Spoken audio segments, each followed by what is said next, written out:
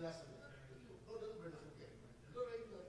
Like, I think you understand he doesn't want to talk about it. Okay. See, right? I think he's a Bangladesh. Literally, I think he's from Bangladesh. Yeah. He always talks about it. What are you talking about? The Pakistani guy, he talks about it. Yeah, yeah. He gives a hard time. This guy, his friend, he was putting on something else. He said you're supposed to put it before going into a lesson. Now you're doing it for your wife. The guy was saying, what? He very, was he? What is that? Goes on one. Yeah, yeah, I know. But he's doing it right, doing it at home, don't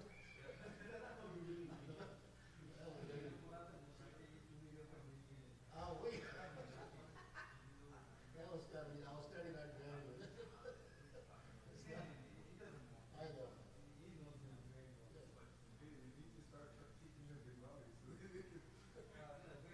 Only one way I know, we were like before Bangladesh, and I was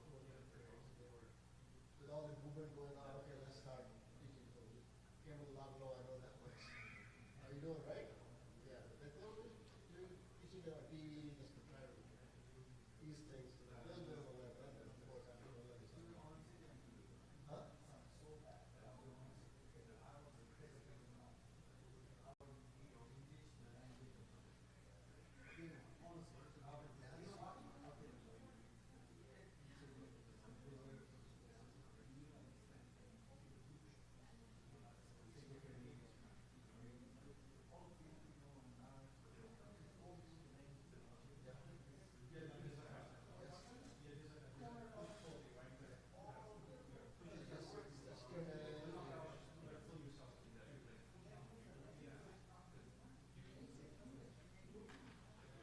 Yesterday, we were at a party and one guy was from Bangladesh.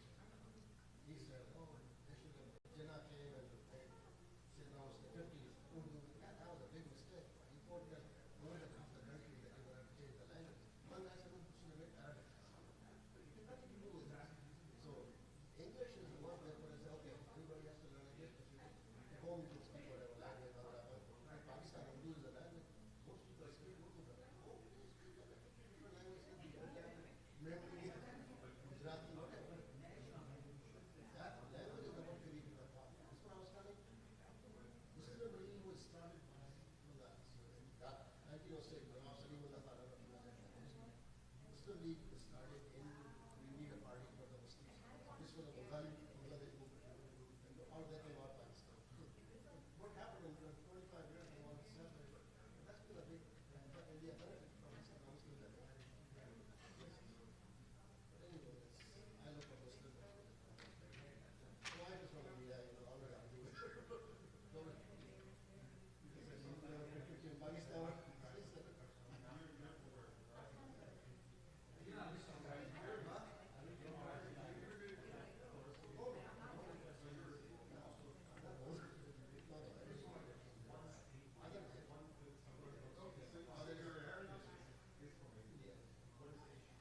Mike was very good expert. He wanted to, I once said that in India. I was the last one that came to America. He had already passed away by then. I don't want to be married to him. Go, yes, sir. He said, very good. That's your point, English. I always, everybody should just not care. The reason, the army's okay. No, no, no. The reason is not because there's religion. Religion is great, but most of the people working from the daily No, but what I'm trying to say, some sister William, she wanted to join. Okay. No, I was wondering.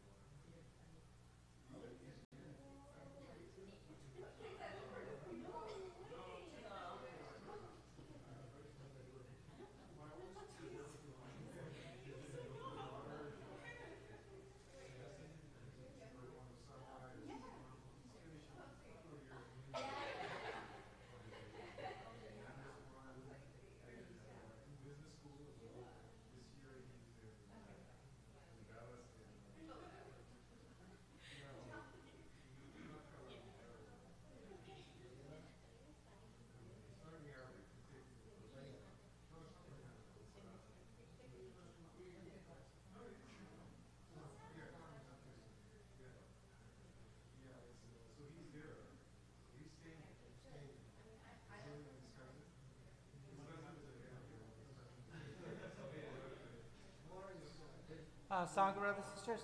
Sheikh Kamal is running late. We're trying to contact him to try to say hurry up. So just give us a few minutes and we'll give you a status update.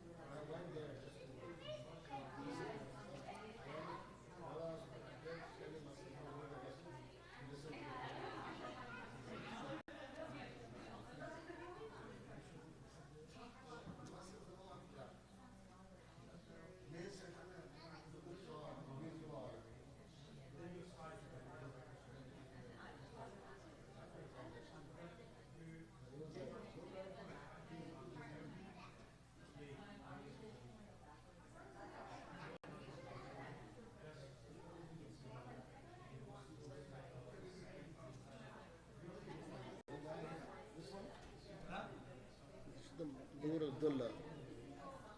Aman al-Makki. This one, okay. We are still waiting for Sheikh Kamal Makki to come, so just wait, inshallah.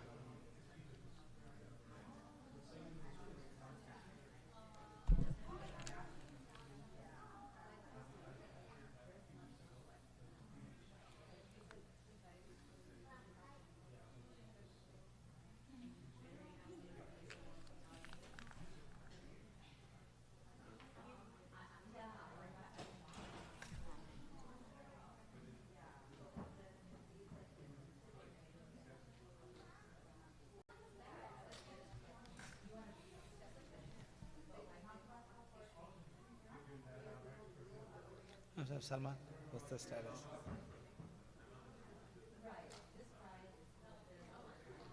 Uh-huh.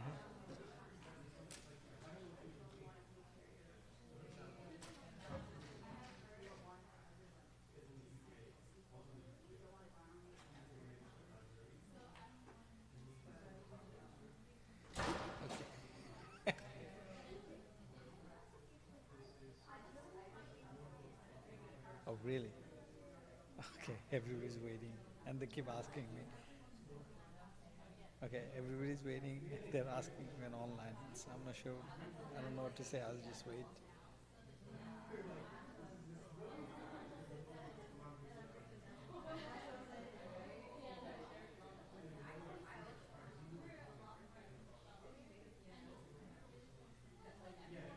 Three o'clock.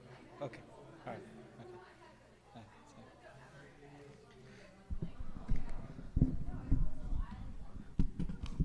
All right. Sagar brothers and sisters, we're still trying to get hold of the Kamal Makki, so tentatively we'll start the class at 3 o'clock. So you guys can take a break or do whatever you want to do, okay?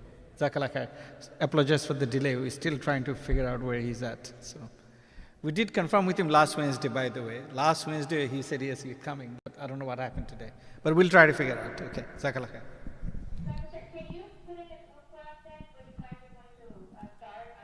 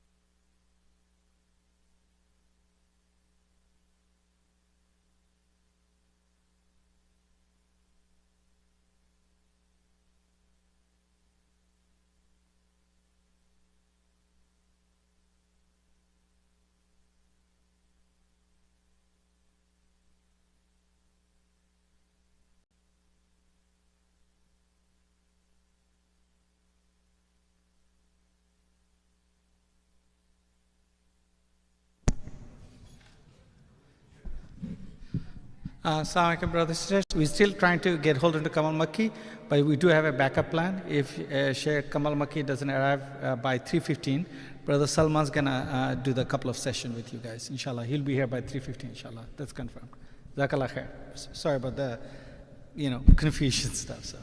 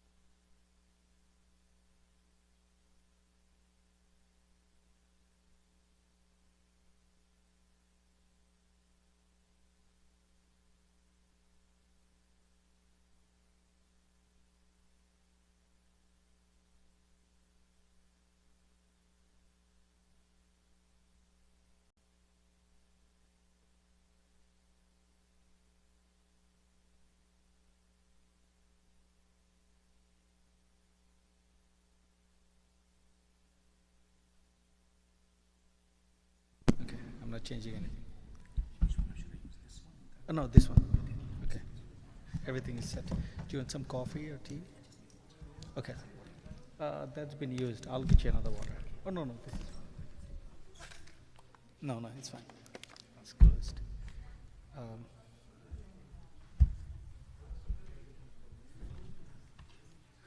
did you find out anything about?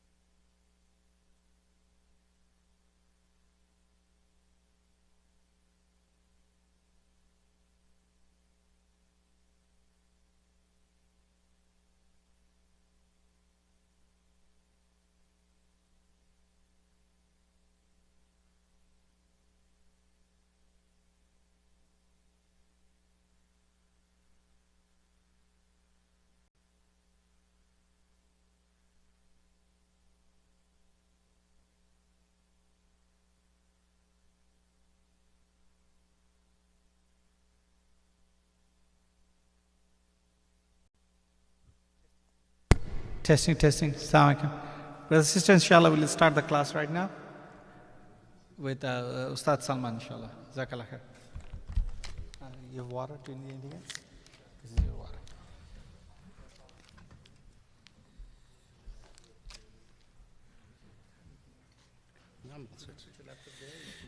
No, no.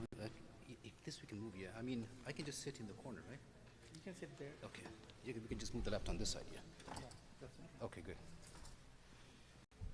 Camera is here, so yeah, even better. You can see that. Wait.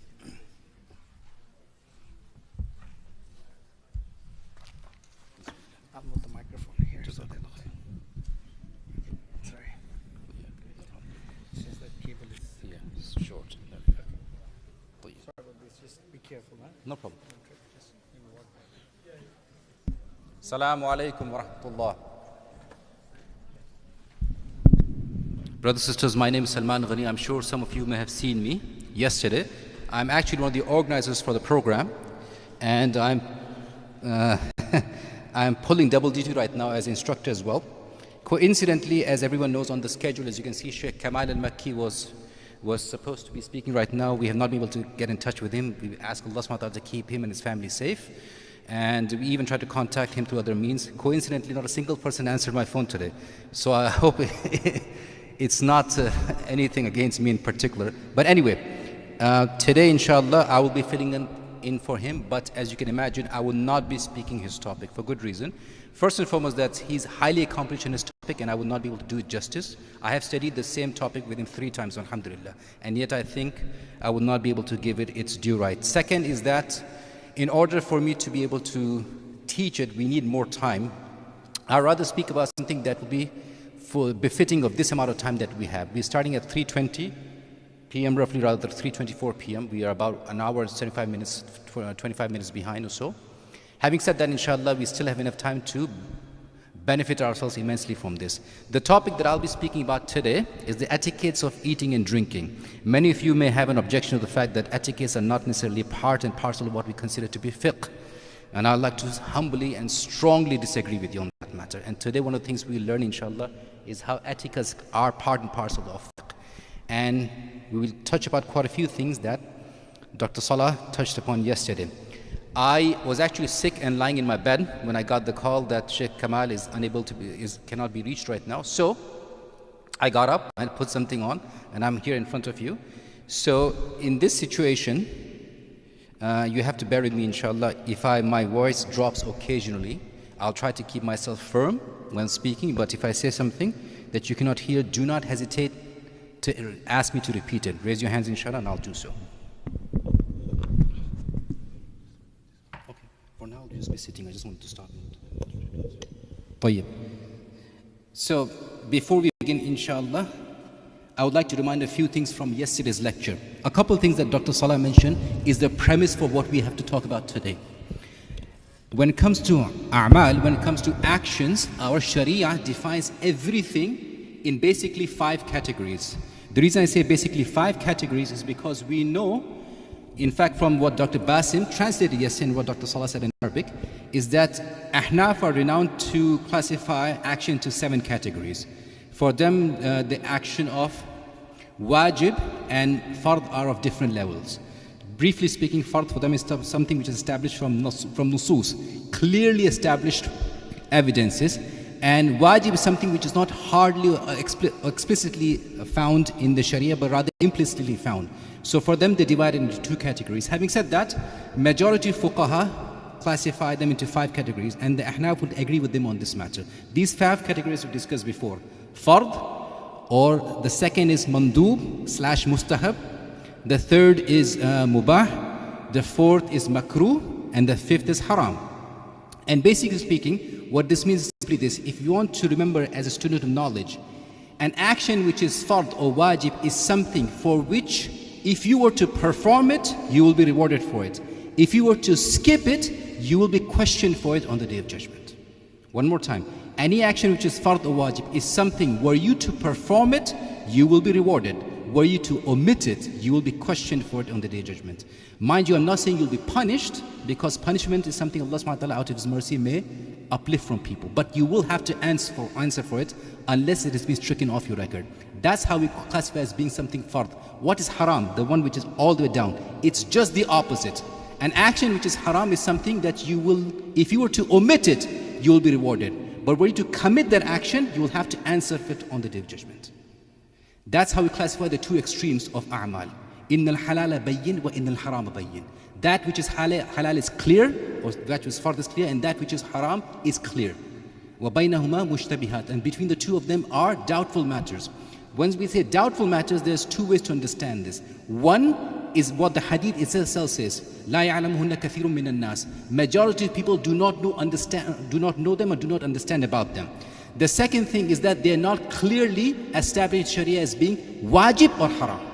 So there are categories between these two. What are these three categories that we mentioned? The first from the top, or rather second from the top, will be mandub/mustahab. Any action which were you to perform it, you will be rewarded for it. But were you to skip it, you will not be answerable for it on the Day of Judgment.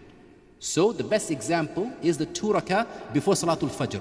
Highly recommended sunnah. Highly recommended sunnah. The Prophet ﷺ said in a hadith in Sahih Tirmidhi that the 2 rakah before Salatul Fajr are better than this world and everything it contains. So the 2 before Fajr is a perfect example, something which is highly recommended. But can you skip it? Yes, inshallah. And you will not have to answer for it on the Day of Judgment, inshallah. Please do not skip it. I just told you, it's a highly rewardable sunnah. The Aisha said that the Prophet ﷺ never skipped Salatul Witr or the 2 before Fajr, even while he was traveling. So these are the 2 sunnahs that he would pray, the Witr and the 2 sunnahs before Fajr. He would always pray them, even while the Prophet ﷺ was traveling. This is what we call mustahab. If you go the opposite end of this, something which is called makruh. What is makruh? Makruh is an action where you to skip it, you will be rewarded for it. But were you to commit it, you will not be questioned for it, or you will not be answerable for it. So it is less prohibitive and less severe in its prohibition than which is haram. And the upliftment of the prohibition is that you will not be questioned for it on the Day of Judgment, insha'Allah. The middle category is what we call mubah. Majority of our a'mal on a daily basis fall into this one. 90% of them, even for practicing Muslims, 90% of what we do is within mubah. Perfect example, if you wear a pair of jeans or a pair of slacks, there is no fiqh involved in this matter. Unless you go to a place where it is required for you to wear jeans, or if you're required to wear slacks, that's a different issue. But on a day-to-day basis, it's like everything will fall into mubah. Another example would be you brushing your teeth at 10 a.m. instead of 8 a.m. Is there anything wrong with that? No. Another example would be driving your car at 60 miles an hour where the speed limit is 60 miles an hour. It is mubah? Yes. Is it rewardable? No. There's no reward associated with something like that. So, what we call about actions which are mubah are these. Having said that, today what we're talking about are category number 2 and category number 4. Things which are mustahab and things which are makruh. We are not talking about matters which are halal and haram a lot, but we will talk about some halal and haram. Can anyone explain to me that what the definition of fiqh was that was described yesterday, if you remember what the Sheikh said? Linguistic and the technical definition. Go ahead. Fiqh linguistically means a deep understanding. Good. And fiqh, I think, if I understood it correctly, it means the process of deducing law from the Sharia. That's usul al-fiqh, but you're close. The process in itself is usul al-fiqh. The arrival of opinions or collection of opinions, in general, they are called fiqh. So, what we are doing right now are talking matters which are not that much fiqh, which are slightly other than fiqh. Having said that, we will still be talking about the linguistically correct way of understanding something from this definition or from this course today. What are we talking about? We're going to talk about the etiquettes of eating and drinking, specifically the mustahabbat and the makruhat of eating and drinking. What are the things that are connected with your eating and drinking? This is a topic that I first time in my life learned in 2010 with my beloved teacher, Dr. Yasir Qadi. Some of you know him. I had the pleasure of learning this 3 times from him. I can tell you this much, that ever since I've learned this topic, I've enjoyed eating and drinking more. And you can see the effects of that have become more visible on my body as well. The clothes have become tighter because I'm enjoying food more. But yes, understand this. What we talked about, the idea of something being fard and wajib and something being mubah, eating and drinking as we learned from yesterday, the Shaykh said that our a'mal, according to Sharia, is like a building. The first level is what we call ibadat, and the second level is what we call mu'amalat. Ibadat are clearly established and well-defined actions of worship. The second is mu'amalat, actions of day-to-day life that are not classified as being halal and haram, or they're not classified as being actions of worship. But halal and haram still falls into that category. You can elevate an action which is from the actions of mu'amalat to the action of ibadat if you have the correct intention behind it, and you correct that if you use the correct process for that. An example could be eating and drinking. If you eat and drink according to the sunnah, if you eat and drink for the sake of worshipping Allah subhanahu wa ta'ala more, if you eat and drink for the sake of becoming a stronger Muslim, every single time you eat and drink with that intention, you are rewarded for that. As opposed to someone who is not being rewarded for that action. Even mu'amalat can be elevated to ibadat if you have the correct intention behind this. So the purpose of today's class is for you to do just that. How to elevate the action of eating and drinking, something which is mubah, into something which is mustahab. Something that will cause you grant you reward every single time you do it. How many times do we eat and drink? Forget about eating, how many times do we drink? At least 10 times a day. Even if you take a few sips of water, at least 10 times a day. If you do that correctly, you will get reward for that. Just collecting reward for no other reason, just to fulfill your daily desires and daily needs. That is the purpose of following the sunnah of the Prophet ﷺ, and that is the purpose for today's class. From the first etiquette that we can remember and we can talk about is the idea that is mentioned by Umar ibn Abi Salama.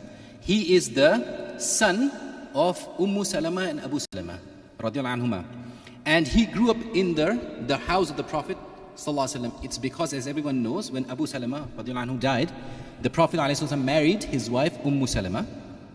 And she had, at that time, if I remember correctly, 3 daughters and a son. He was the youngest amongst her children. His name was Umar.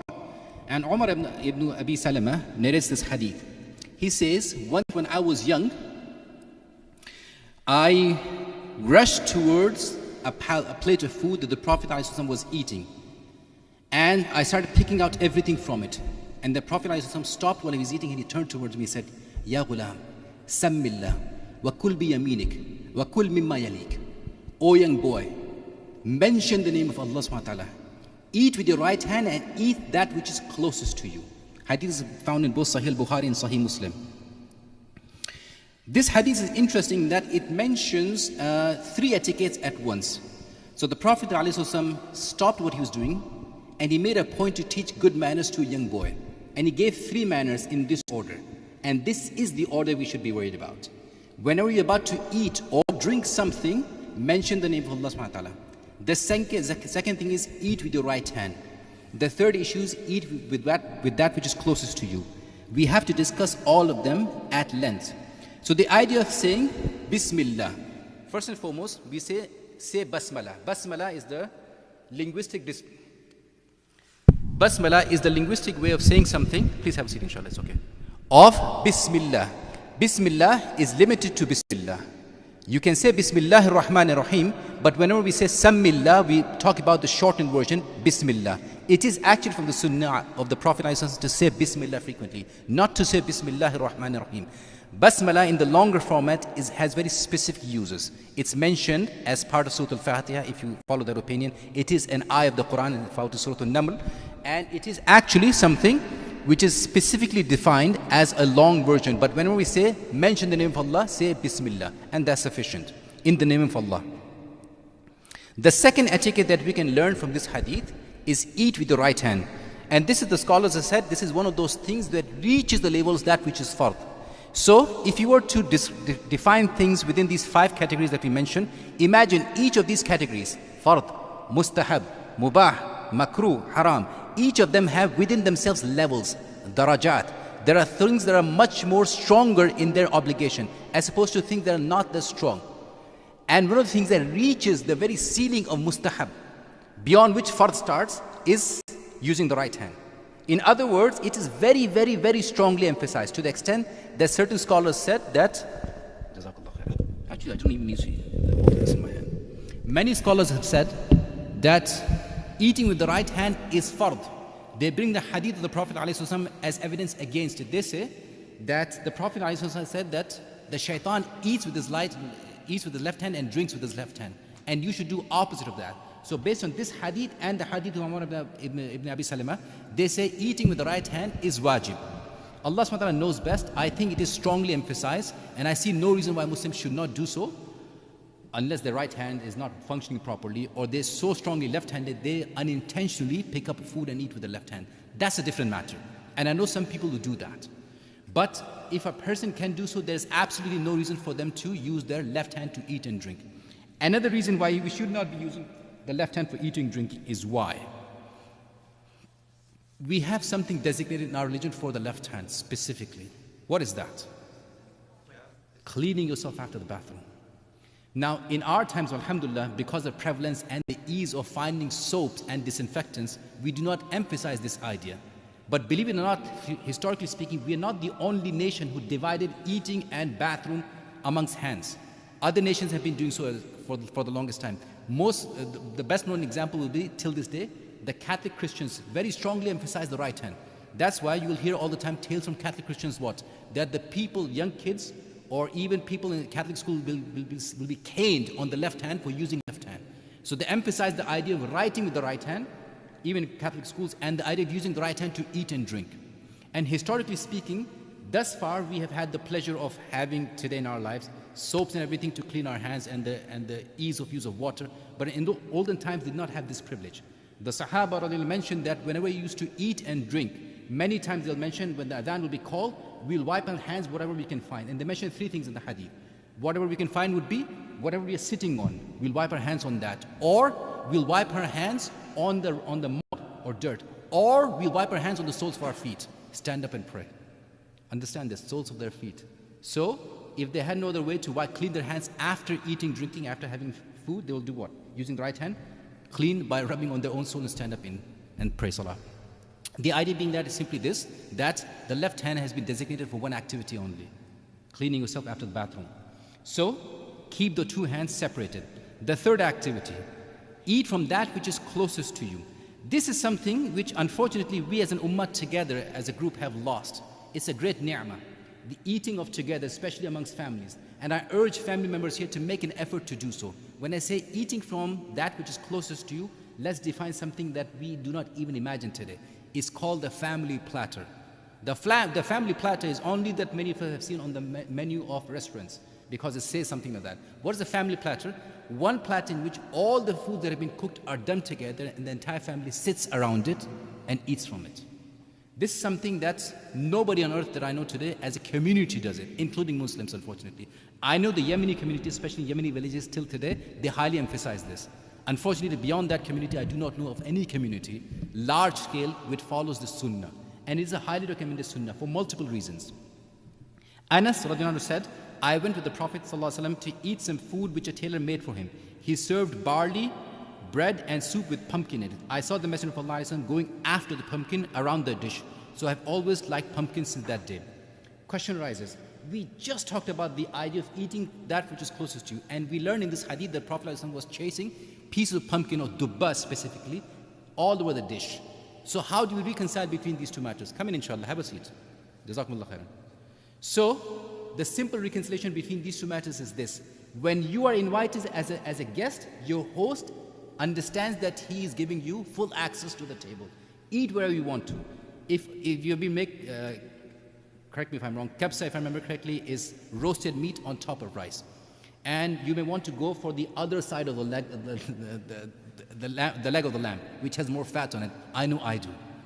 So in that case, if you're invited as as a guest, you're allowed to go all over the plate, get the best piece, inshallah. Your host will not mind. They'll be delighted that you are enjoying the food they're giving you. However, in a family situation, especially if you are one of the hosts, what is the best etiquette of eating? When you have a family platter, if all the food items are more or less the same, eat from that which is closest to you. Do not let your hand wander on this side or that side. The scholars mentioned on this, well, if a family platter has just one piece of meat in the middle, how do we access that? In that situation, you take the permission of the person from whose face or from whose side you're taking the food. And inshallah, you go ahead and eat at that time. In any other situation, you do not do that. Similar to this is the matter of number 4, eating from the corner of the plate and not the center. Ibn Abbas radiallahu anhu reported, the Prophet sallallahu alaihi wasallam said, blessings descend upon food in its middle. So eat from the sides of the vessel and do not eat from its middle. Hadith in Jami al-Tirmidhi and Sunan Abi Dawud. This hadith is interesting. The Prophet ﷺ said that Allah subhanahu wa ta'ala causes food to have barakah in it when people sit around it and eat together. So, in order for the barakah to be shared amongst all the people who are eating, eat from the sides and eat from that which is closer to you. Do not reach and start eating from the top or middle of the plate. Why? Because guess what? You're taking everything and leaving nothing from the people in terms of barakah. So be smart about this and share the khair, as they say. We have to revive some of these sunnahs, brothers and sisters, inshallah, especially amongst ourselves. When we get together, family, designate a day like a Sunday afternoon, Sunday evening meal. All the family members will eat together, and for that day, the family members can cook something that can be piled together in one plate, and so everybody can join in, inshallah, and benefit from that. Etiquette number 5, eating together from a common plate. We discussed this already, but also the Prophet sallallahu alaihi wasallam said, eat together and don't go individually, because barakah is with the congregation. This hadith is classified as being weak, but having said that, hadith in Sahih is Sunan ibn Majah, but the hadith in itself, its message is clear from multiple different narrations. The idea that jama'ah has more barakah in it, that people gathering together in greater numbers brings more khair towards for each of them individually. It is best that it is done in that way. You may eat together, inshallah, you may eat apart. But sometimes make an effort to eat together with your family members, with your friends, and inshallah with your loved ones. Number 6, wiping the plate and the fingers clean. Something very sensitive in our times today. Ibn Abbas radiallahu anhu reported, the Messenger of Allah sallallahu alaihi wasallam said, when one of you finishes eating, he should not wipe his fingers until he has licked them himself or has given them to someone else to lick for him. I'll repeat this one more time. He should not wipe his fingers until he has licked them himself or has given them to someone else to lick for him. Hadith is found in both Sahih al-Bukhari and Sahih Muslim. That's interesting about this matter. Why did the Prophet ﷺ said so? The Sahaba commented about this, and the scholars commented that it is because barakah is in every single morsel of food. The first one till the last one, in every single grain of rice, in every single drop of salan if you have in your hands, or sabzi. The idea is simply this: lick whatever is left on your hands so that you can enjoy and benefit from that barakah as well. And do not let that be wasted. What about the second aspect of the hadith? That either you lick it yourself or have somebody else lick it for you. How do you understand from this? What do you understand from this? The scholars commented that either the parent, if they're eating, they lick their, if they don't want to lick their own fingers, they give the fingers to the children to lick. Today we'll say, subhanAllah, what? But this is from the sunnah of the Prophet ﷺ, and this is what the Sahaba used to do frequently. They would eat, and if there's something left on the fingers, they would let their kids lick this. What about if there are no kids around? What about your cat? Yes, your cat can lick your fingers, and that in itself is good for you as well. In fact, this is what many scholars have done. To follow the sunnah to the T, they let their fingers be licked by animals that are allowed to stay inside the house. Not your dog, and don't put your fingers inside the beak of a parrot. I have done that. I can tell you they don't lick. Number 7. Pardon? Give it to the dog if it's outside. You can do so if you want to. I mean, you can put on I don't know if you feed, if you have a. I understand if I'm saying you guys in general. If the person has a dog for the sake of guarding, or the sake of, if you have a sheepdog, for example, and you want to give that dog something from your fingers, for example, yes, put it on its food or something like that and let the dog eat, inshallah. That's fine. The idea is that as long as the dog's saliva does not come in contact with you directly, yes, even a dog can benefit from that, or any animal for that matter. Number 7, washing the hands before and after eating. There are multiple ahadith, brothers and sisters. Even put together, they do not reach the level of Hasan, unfortunately. Multiple ahadith, but all of them are so weak that put together, they do not even reach the level of Hasan. They are still classified as being weak. Having said that, it is common sense. Wash your hands before and after eating. Especially for those of you who have had desi background and had desi food. I have that background, I've had that food, I can tell you. The food is fantastic, but the smell after the food lingers. Especially if you eat directly with your hands. If you use roti and if you eat dal chawal, something like that, if you dip your fingers, many times the smell persists. So in certain situations like this, you need to wash your hands thoroughly. Sometimes you need to use Dawn cleaning soap that you use to wipe and clean the dishwasher soap. You need that sometimes to get the smell off because it's so strong. But it's better to do so. Again, it could be off-putting to people around you, and as Muslims, we are careful about things like this as well. The things we do not cause others any kind of objection. Before we continue, a couple of things I would like to mention. First and foremost, the idea of asking questions. If you have questions, detailed questions, I would urge you to write those down. I'll give you time, inshallah, for you to ask those questions. And understand this, there's an old Chinese proverb. The faintest, the weakest of inks is still stronger than the strongest of memories. Do not try to test your memory, brothers and sisters, right now. If you have a question, write those questions down. We'll get to those questions, inshallah, in good time, and we can answer them. Number one. Number two, whenever I say, Sallallahu Alaihi Wasallam, all of you should say Sallallahu Alaihi Wasallam. It is highly rewardable. It is literally throwing away rewards if you do not say Sallallahu Alaihi Wasallam, if you do not say Alayhi Salatu Wasalam, if you do not send salawat and salam to the Prophet Sallallahu Alaihi Wasallam. So please go ahead and do so. Point number 8, etiquette number 8 of eating, drinking. Perhaps the most critical in our times, unfortunately, as I have to say this, not wasting food, even if it is dropped. One more time, not wasting food, even if it is dropped. Jabir, radiallahu anhu, reported, the Prophet ﷺ said, Shaitan appears at everything done by you. He appears even at one's dinner.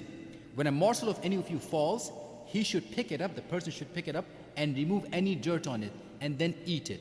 He should not leave it for Shaitan, nor should he wipe his hand with the towel until he has licked his fingers, for he does not know in which portion of the food the blessing lies. Hadith in Sahih Muslim. There's interesting things mentioned in this hadith, long as it is. Shaitan appears in everything that you do. In other words, he's always trying to ruin your acts of ibadah. Not just acts of ibadah, day-to-day actions that have no value in them, he will try to degrade them for you. Why? Because he is an evil, evident enemy to you. Do not give Shaitan any opportunity, and do your best to humiliate him and to stop him and to aggravate him. That is rewardable. Aggravating Shaitan is the action of reward to you. So, whenever you drop something, pick it up and clean it. As the hadith says, wipe off the dirt from it and consume it. Believe it or not, our stomachs are so strong, even if we consume dust daily, it will not harm us. I'm not asking you to eat dust or dirt or soil.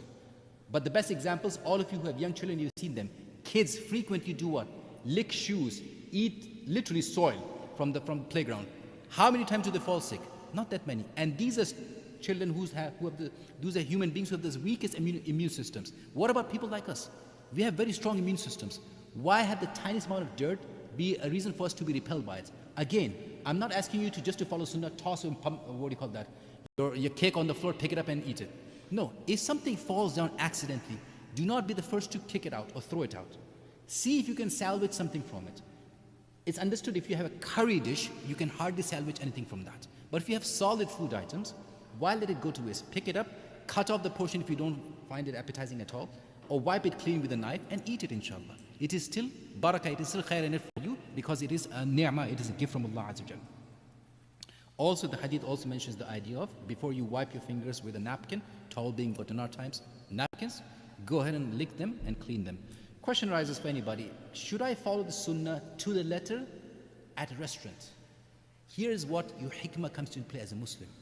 Do not do anything that will bring ridicule to your religion. In order for you to do one sunnah, do not cause others to think that you or Muslims or Islam in general are people who are senseless or nonsensical. So here your intelligence as a Muslim comes into play. If you are in a situation where you can lick your fingers clean without others thinking less of you or thinking of you as someone who's backward or foolish or something like that, then in that situation, go ahead and follow sunnah.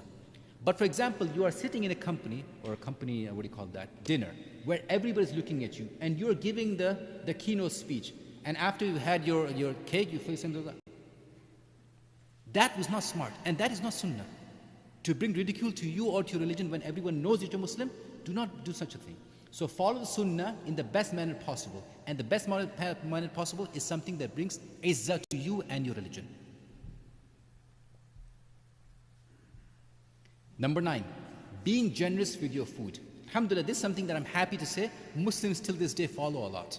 In that we are generous with our food, we share it, and the best example for that is the after, in Ramadan especially, we have iftar, right, in which we share food with people.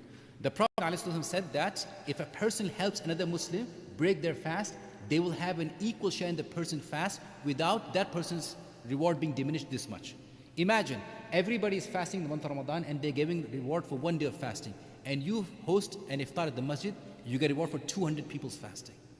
So if you have the capacity and are in the position to host a iftar, especially at the masjid, especially in the month of Ramadan, go ahead and do so. If you cannot do it alone because it's $3,000, $5,000, get together inshallah. Share the reward and share the goodness and share this idea of inviting people. Also, inviting people is part and parcel of our religion. It's something we are very happy about. There's a reason why people bond over food all the time. Not just in our religion. People in general like to do what? Eat together. Ya ikhwanna, lions like to eat together. Hyenas like to eat together. Ants like to eat together. Why can't we eat together? Invite others inshallah if you can. And share your meal with them. The Prophet ﷺ was known for this, that he would be inviting people to share meals with him, and people would invite him to share meals with them. And this is something that many first scholars over the centuries have followed. Okay, go ahead. So, like eating out with friends, could that be like a recommended act, like going out to restaurants with friends, socializing with them there? Absolutely. And inshallah, every single dime that you spend on that will be reward for you. But here's interesting. Ali ibn Abi Talib was asked something about this. He said, cooking food for your guest is not the same as giving food to your guest. In other words, someone else has cooked it, you buy it and you give it to somebody. It is not the same reward. So he distinguished between these two things. And I think in this regard, he was excellently accurate about this matter. If you cook the food with your own hand, if you put in the effort to cook it, whether it's a lady or a gent, definitely has more reward.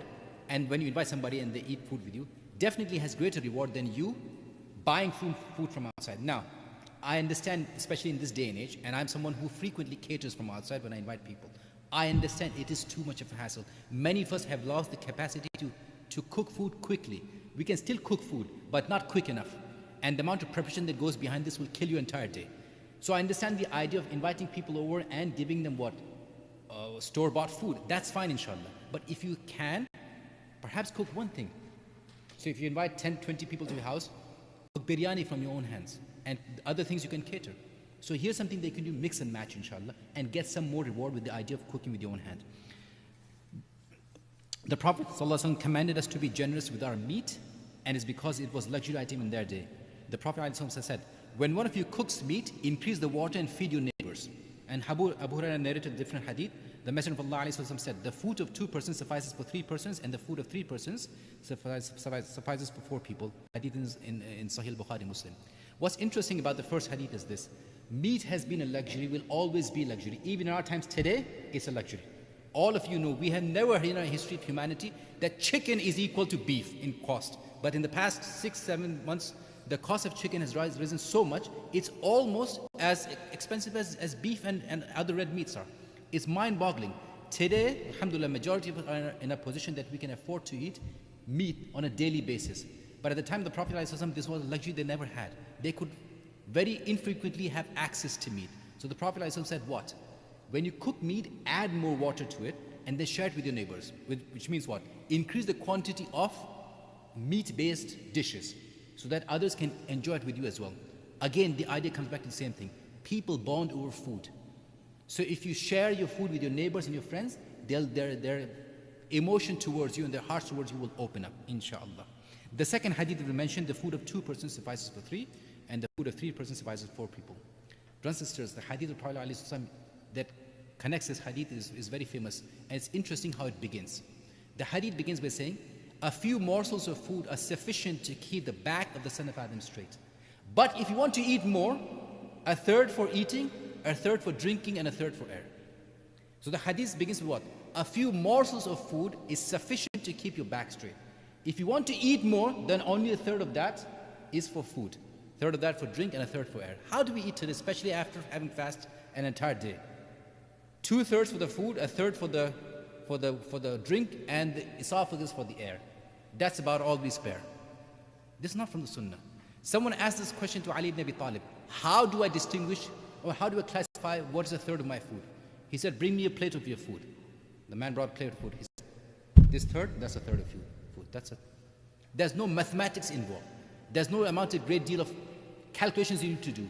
If you have an idea how much you eat on a daily basis in one meal, divided by a third, that's enough. And that's what the Prophet ﷺ is saying, there's a maximum you should be eating. I'll get to your point. So the question arises, is that all the time?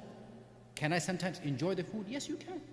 Even the Prophet ﷺ used to enjoy eating a lot, sometimes, occasionally. Not every meal that we have should be an occasion. Not every meal should be a banquet. Not every meal should be momentous or something worth remembering. Some meals could be less than that.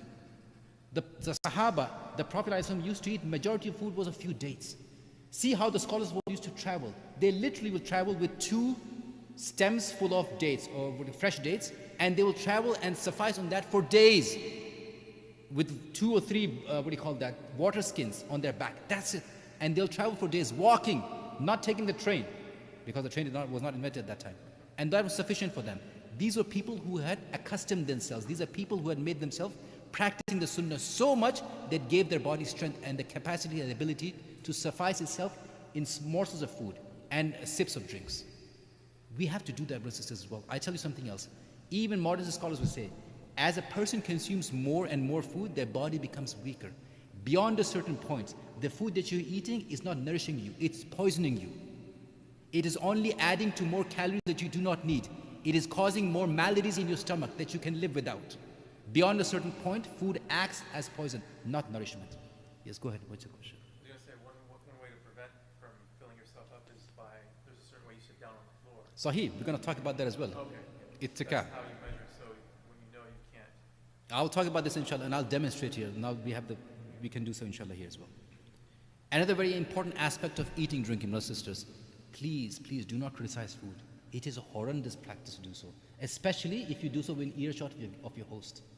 You know how much you'll crush them if they hear that you were criticizing their food after having eaten it. The hadith of Dab is famously known for this. Bring this closer. Okay. Abu Hurairah radiallahu anhu narrated, the Messenger of Allah sallallahu alaihi wasallam never found fault with food. If he had the inclination to eat, he would eat, and if he disliked something, he would leave it. Hadith is both Sahih Bukhari and Sahih Muslim. This hadith is also something which is mentioned, or this etiquette is found in the hadith of Ab-Dab that we'll talk about at length inshallah. It's one of the most important hadith. Yes? Okay, so I kind of lost track of the points you made. So point number 9 was being generous with food, right? Yes. This is point number 10, not criticizing the food. You're on point. So we're on point number. Yes. And you are on point where you're keeping down. Yes, I'm on point number 10. It is not criticizing the food even if you dislike it. Go ahead. So eat less food. No, do not criticize food. Oh, do not criticize food. Oh, sorry. Okay. Let's talk about the hadith of the Dab. What is a Dab? If I had time, we could have shown it here, inshallah, perhaps over there. Let's see. You have to see this once it's said. It will freak you out to say the least. But let's see if we can find a Dab. Nowadays it's become so well known that, no, not that. There we go. What is it? It's a desert lizard.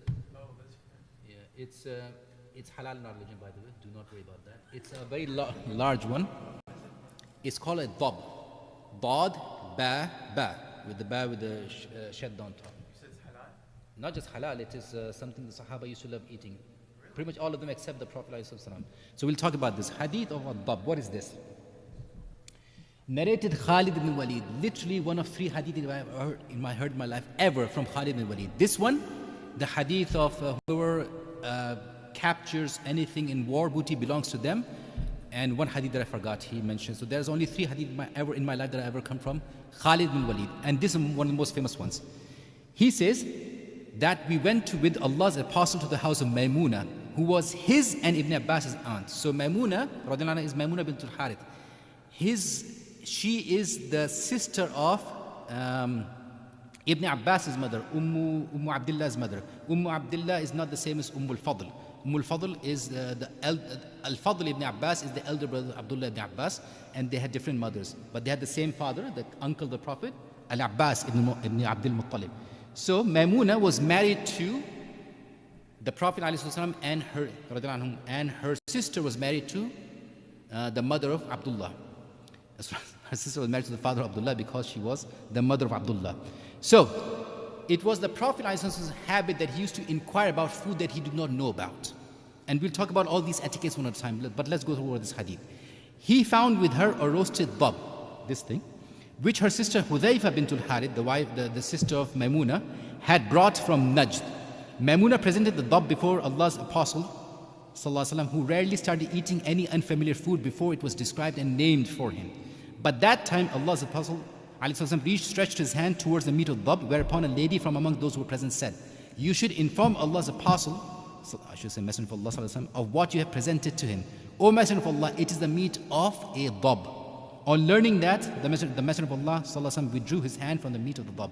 Khalid ibn Walid said, "O Allah's Messenger, is this lawful to eat?" Allah's Apostle replied, "No." Is it unlawful to eat? My apologies. Khalid ibn Walid says, "O Messenger of Allah ﷺ, is this unlawful to eat? Is it haram to eat?" The Messenger of Allah ﷺ replied, "No, but it is not found in the land of my people, so I find myself having no need for it." Khalid said, "Then I pulled the dab meat towards me and ate while Allah's Apostle was watching me." Hadith in Sahih Bukhari. Before we break down this hadith, any questions about this? What is this in English? What's the name of it in English? It's called Master Gate. Let's talk to this. It's a very long name. Mastery, Butte, Great, something like that. Let's put them together, I'm sure. Sorry. Not the pictures. Sorry. Dab, Baba. I'll be making the correct.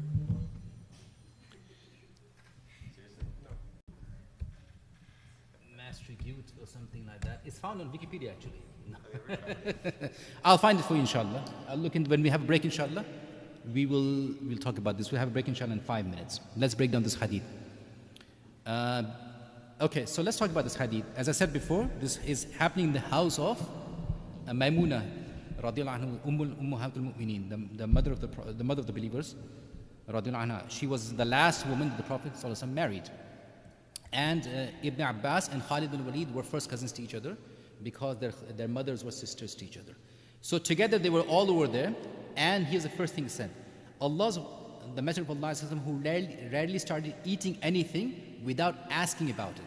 Question arises, is it appropriate for you as a guest when you're invited to a host house to inquire about the food being asked? Based on this hadith, yes. Because it is known to other people that the Prophet ﷺ used to do this frequently. When he would be invited to somebody's house, he would ask, "What is this food?" And sometimes other Sahaba would even inquire, "Where did you get this from?" Because of the fact they were concerned it was not from halal sources. Is it jais to do so? Yes. There's a big matter of debate on this issue because so many scholars have said it is humiliating for you. It is humiliating for you as a host to be asked by your guest, "What is this food from?" The guest should be fully trusting in you and they should take it from you that this food is halal, and if you're serving it to them, they should have no objection. I'm sorry, I don't agree with that. This hadith is contrary to that. The best person in manners is the Prophet of Allah ﷺ. If he made a point to frequently ask, because they say the Prophet ﷺ used to do this frequently, to frequently ask, "What is this food?" you are inshallah allowed to do so. By the way, I almost never ask because I never have an objection. When food is served, I eat it. I'm one of the seafoodies because I see and I eat the food immediately. But majority people may have an objection to this, especially if you're invited to somebody's house and you ask them, "What is that?" You'll see their face turn immediately. "How dare you ask me? What do you think I'm serving you? Lizard?" No, it is jais inshallah. It's not just jais. Perhaps you can argue it is sunnah to ask about what is being served to you. And there's no haraj in that, especially if you're unclear about what meat it is. Mashallah, in our times, because of the amount of prevalence of 3 meat types in America, which are chicken, beef, and arguably mutton, even that is arguable. Pretty much everything that we consume is recognizable. Seafood, yes, many people have a question mark about that because you cannot recognize most of them items. But when it comes to meat, you can tell from distance what it is. The smell is sometimes sufficient as well. But if you are unclear about this, no haraj, inshallah, go ahead and ask. Second thing, pardon me? Sorry. Seafood, as you know, many times when seafood is cooked and when it's parted out, when it's processed, it's indesirable. Have you seen a squid in real life? Man, oh man, that thing freaks you out, but it is tasty, especially if it's cooked properly. And when you chop it up in small pieces, it even looks great. It's just completely plain, barely any odor, barely any taste in itself. And when you cook it, you can cook it with sauce and something like that. I don't know why I'm talking about squid, but the idea is simply this. Many times when you process certain meats, their texture, their shape, their size, their appearance changes quite a bit. So if you want to inquire about that, you should not have any objection inquiring about that. Second thing, many scholars use this hadith to defend the idea of tacit approval in our Sharia, something that we did not discuss yesterday. So when we say something is sunnah of the Prophet ﷺ, let's discuss this since we're talking about the sunnah. Sunnah in definition has basically 5 categories. There are others who've added more. These 5 categories are as follows, and I want you to pay attention and take notes. The first, sunnah is something which is opposite of bid'ah. Sunnah is everything which is opposite of bid'ah. That's it. So in order for you to define sunnah, first you have to understand bid'ah at length. We're not going to talk about this. The second thing, sunnah is an action of the Prophet ﷺ that he performed, something that he verbalized as a statement, or something which he refrained from as tacit approval. 3 things. Either he verbalized it, or he performed it, or he refrained from saying anything against it while it was being done in front of him. Like what happened here. Sorry, I'm pointing over there in this hadith. Because Khalid bin Walid says what? I pulled the dab towards me and tore off a piece and started eating, and the Prophet ﷺ was looking at me and he did not say anything. The scholars said that it is inconceivable and completely uncharacteristic for a Nabi, any Nabi, that if something wrong is done in front of them, they remain silent. It goes against their nature. One of the things that Allah SWT does when He sends them nubuwah is that He removes the issue that they can remain silent if something wrong is done in front of them, even if they know it will cause them death. So this is no different for the Prophet ﷺ, who was the foremost of Al-Anbiya. If something wrong or something prohibitive, if something in makruh is done in front of him, he will say against, he speak out against it immediately. It is part and parcel of his nubuwah. It is part and parcel of his prophethood. He cannot remain silent. And so in this case, he remains silent. Not just in this case, any situation, if something was done in front of him and he remains silent about it, it's because he approved it with what? Silence. If he remains silent, that means it is allowed for you to do so. If he remains silent, that means it is jaiz for the ummah. Now scholars said this hadith is a proof that tacit approval is part of Sharia. I have a problem with this statement, and there's a reason for that. Because Khalid bin Walid already verbally confirmed it is halal and haram. The Prophet ﷺ said it is halal. So using this hadith, in the future you may come across this, using this hadith to say tacit approval is allowed because the hadith says so, I'm sorry. There are other hadith that do so, not this hadith, because in this hadith it has been verbalized that it is jais for you to do so. That's a small point of Sharia that you may come across. Finally, Khalid bin Walid says that I tore the piece off from this, but the Prophet ﷺ mentioned that before what? It is not found from the people of my nation. Where is Khalid from? Which tribe does he belong to? Anyone knows? He's about as Qurashi as they come, from the same tribe as the Prophet ﷺ. Why did the Prophet ﷺ say so? The scholars commented it was his polite way of saying, I do not wish to eat it. And yes, it was not found commonly amongst the people of Quraysh to consume it. But that does not mean that you cannot consume it. Because Khalid might have been what? An adventurous eater. Because he enjoyed the idea of eating something. And it did not prevent him from doing what? Eating in front of the Prophet ﷺ. Here's interesting. What is your practice? What should be your practice if, inshallah, in the future you serve the meat of ad-dab? Should you refuse it, following the sunnah of the Prophet ﷺ, or should you eat it, following the permission of the Prophet ﷺ? The scholars have debated on this matter. They said it is completely up to the person. And here, whatever action you choose, both you will be rewarded for. Only for the meat of dab we're talking about. Because the Prophet ﷺ disliked to eat it simply because of his personal preference. And he establishes this, it is a personal preference. It is not a matter of sunnah of his prophethood. But if you were to eat it, it is jaiz as well, because the Prophet ﷺ verbally, by looking at it and remaining silent, allowed it by tacit approval. Allah subhanahu wa ta'ala knows best on this matter. Before we continue, inshallah, we're going to take a small break. I'm parched and I've been speaking too long, and I can see many of you are starting to feel tired. And I understand that it's late in the afternoon, you've all had your lunches, inshallah. Let's get up and take it's 4:11, let's take a break till 4:18, 7 minutes, inshallah. Get up and stretch, do whatever you have to do, have something to eat or drink, and we'll talk about the etiquettes further of eating and drinking, inshallah. Jazakumullah khairan. Again, brothers and sisters, we have snacks and tea and water right at the same location. For those of you online, remind, we have a different session recorded for them. They have to log off right now, right? For those online. Okay. Sorry about that. Same session, but we think she's gonna. Okay.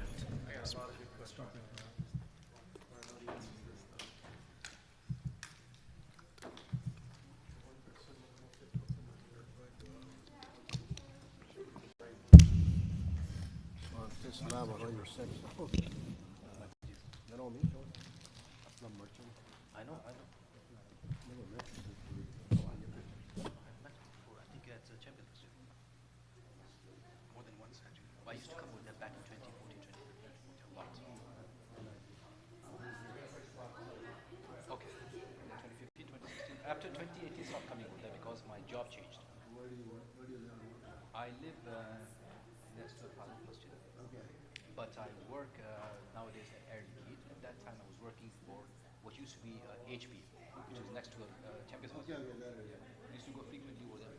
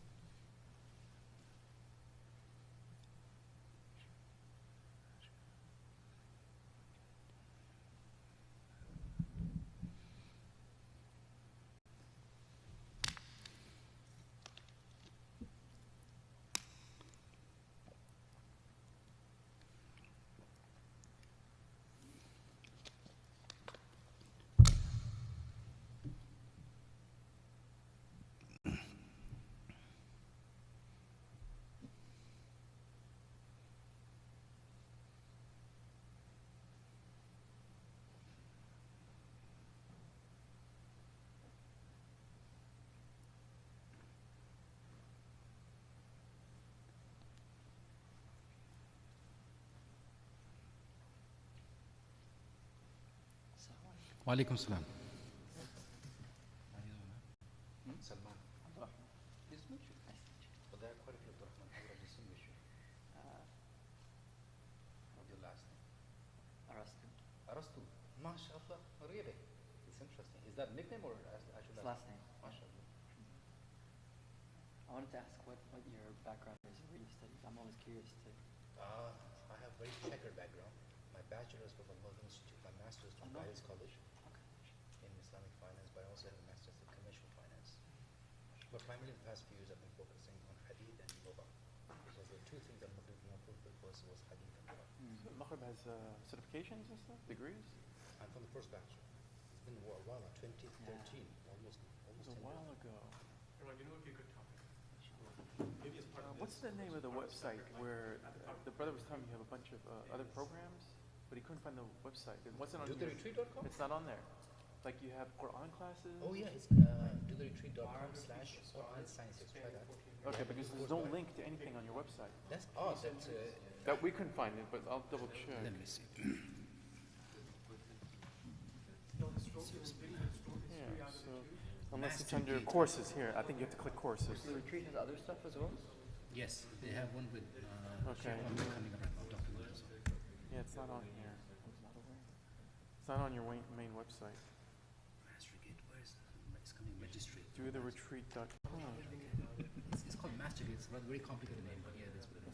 Oh, you're talking about the animal. The animal, yeah. Just type in Arabic and get the translation. I did. I mean, I know it's called this. Okay, let's try it. Quran Science.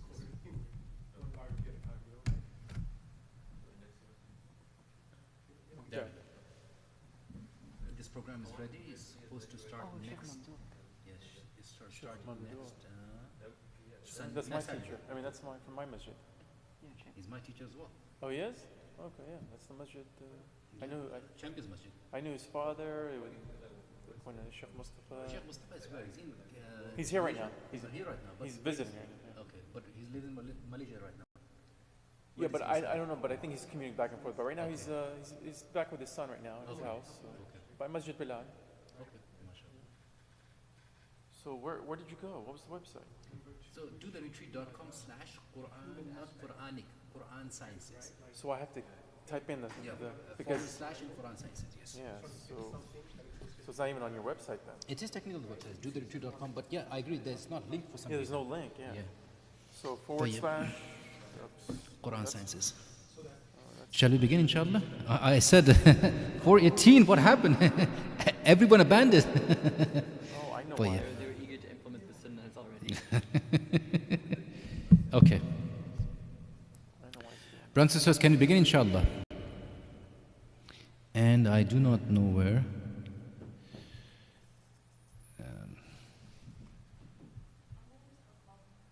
Yes, please.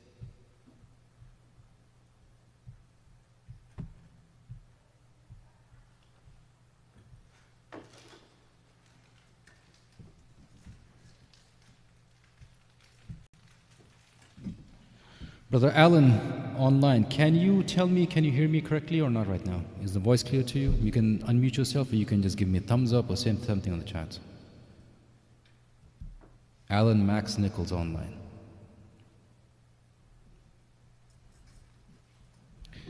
Okay, good. Glad to hear that. Okay. طيب بسم الله والحمد لله والصلاة والسلام على رسول الله وعلى آله وصحبه ومن والاه. Okay. Etiquette number 11. Can anyone tell me, after you eat, what should you do? Thus far we discussed the idea of eating up to the point of eating. Now it's going beyond eating. What should be the first thing that comes to your mind when you finish eating? So alhamdulillah, praising Allah subhanahu wa ta'ala, right? I'll wait for Shaykhna Shaykh Rehan.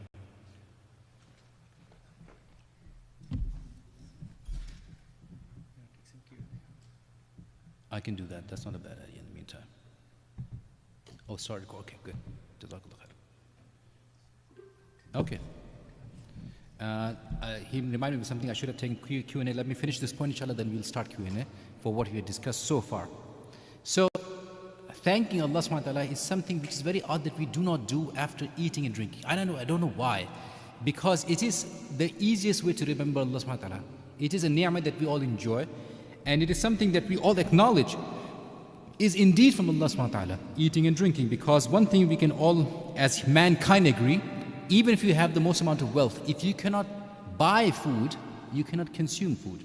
So have you seen movies or TV serials in which they show a person has a load full of money, but they don't have access to food? They're in the same situation as people around them. Having more money is of no benefit if you cannot spend it. And so, food is one of these things after eating should be immediately a source of reminder for us of the blessings of Allah Azza wa Jalla upon us. The Prophet ﷺ was almost foremost in praising Allah subhanahu wa ta'ala and thanking Him. And there are multiple versions of this particular statement, this particular incantation or benediction, or rather dhikr, that the Prophet ﷺ used to do. It is the most authentic dua is in Sahih al-Bukhari, أن النبي صلى الله عليه وسلم كان إذا رفع مائدته قال, the alphabet is cut out, الحمد لله كثيرا الحمد لله كثيرا طيبا مباركا فيه غير مكفي ولا مستغنى عنه ربنا. This is similar to the one that many of you may have memorized from Hisn al-Muslim, but both of those ahadith are indeed in Sahih al-Bukhari. Abu Umama radiallahu anhu reported that whenever the Prophet ﷺ finished a meal, he would say this hadith. It is found in Sahih al-Bukhari as well. There are multiple versions from this hadith in Sahih al-Bukhari itself. The translation for this is interesting. It's a negatory confirmation. You deny that I have no objection to admit that I'm incapable, except if Allah subhanahu wa ta'ala blesses me. So I'm not implying that this is sufficient, nor that I don't want to or need more food. Or Allah subhanahu wa ta'ala, we always need more food, and we continue to thank you for it. That's one deficient way of trying to interpret this hadith. Mu'adh ibn Anas radiallahu anhu reported, the Messenger of Allah sallallahu alaihi wasallam said, he who has taken food and says at the end, Alhamdulillah alladhi ad'amni hadha wa razaqni min ghayri hawlin minni wa la quwwa, all his past sins will be forgiven. This hadith is in Jami' al-Tirmidhi. So there are quite a few statements that you can memorize. After have consumed your food, you should recite them. It is a way of thanking. And one thing I would say, that perhaps the only act of worship in Christians that I think is worthy of anything, or worthy of being even given any credence, would be the idea that some of them, right before they start eating, they gather together and they praise God, or say what they call say grace, which is something notable, if not something recommended. And for sure, unfortunately, it is a sort of deficiency on their part that the only time they mention or remember Allah subhanahu wa ta'ala is when they get together to have a meal. But khair, inshallah, at least they remember Him. Before we continue, as I promised, question and answers, brothers and sisters. At this moment, you can raise your hands, inshallah, ask immediately, but we'll start from sisters. Any questions? You had a question, go ahead.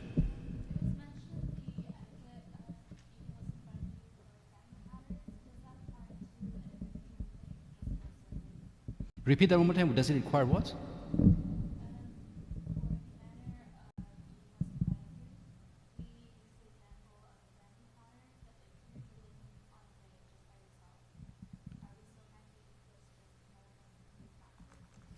I still cannot get the question, but let me try to. I know what she's asking. Like if you're eating by yourself, you know how you want to eat from the front, don't go reach on the very back of the platter. Is it okay if you're by yourself? You can eat from the front, or can you eat from the back? Is that right? If you have your own plate, from where you should start eating from the front, the back.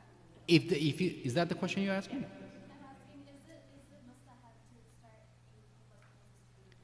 Only if you have a large platter. But if you have your own portions, you can eat from wherever you want. Plus, here's the question: do you really need to have such a huge portion that you can eat from multiple sides?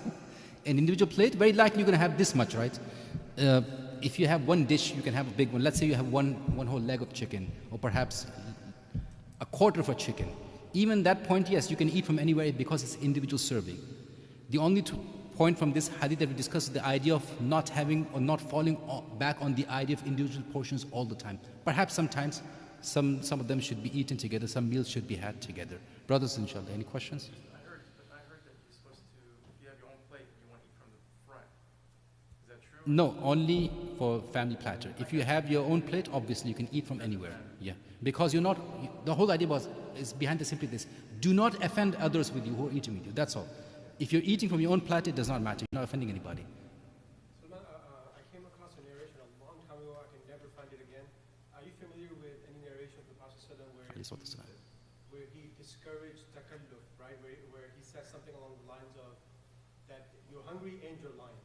So it's hadith in Sunan ibn Majah of two ladies whom the Prophet ﷺ was, he offered them food, they were coming, and they said, no, we're not hungry. The Prophet ﷺ said, you're hungry and you're combining that with lying? Because he's Nabi Allah, so he immediately knew they were lying. Either Jibreel told him or figured it out himself, but he knew about that. So that is clearly a match against that. Yes, you should not do takalluf, especially if you're invited, and more so if you're hungry. It is, I know that. You're telling me, I mean, we were taught to, whenever someone offers you anything, say no first. I don't understand the question. The question, brothers and sisters, is this. I'll get you, sisters, all of you, inshallah, I promise. It's a cultural norm, especially amongst some of the desis. The idea of takalluf. Takalluf is a concept that says you should have a sense of proprietary, there we go, not proprietary as in something belonging to you. A sense of exceptional manners, in that when someone offers you food, you should say no at least the first time. And something that I found is common in Sudani culture as well. Sheikh Ammar Shakri was telling me that he unfortunately offended a lady because once he was traveling with somebody and the lady offered him to sit in the front of the truck. So he opened the door, he sat inside. And she was in the back. And she was criticizing against him, against his uncle throughout the 3-hour trip. How dare a young man do such a thing? Sheikh Ammar said, I grew up in this culture. I did not know about such a thing, that I should have been more careful about. And I said to him, Sheikh, how could you not figure this out? If she said you should sit in the front, that means she wants herself to sit in the front and you should be in the back. So this is a matter of takalluf, that whenever someone offers something, it is a sense of showing that you're respectable and from good family, that you should not say yes immediately, that you say no.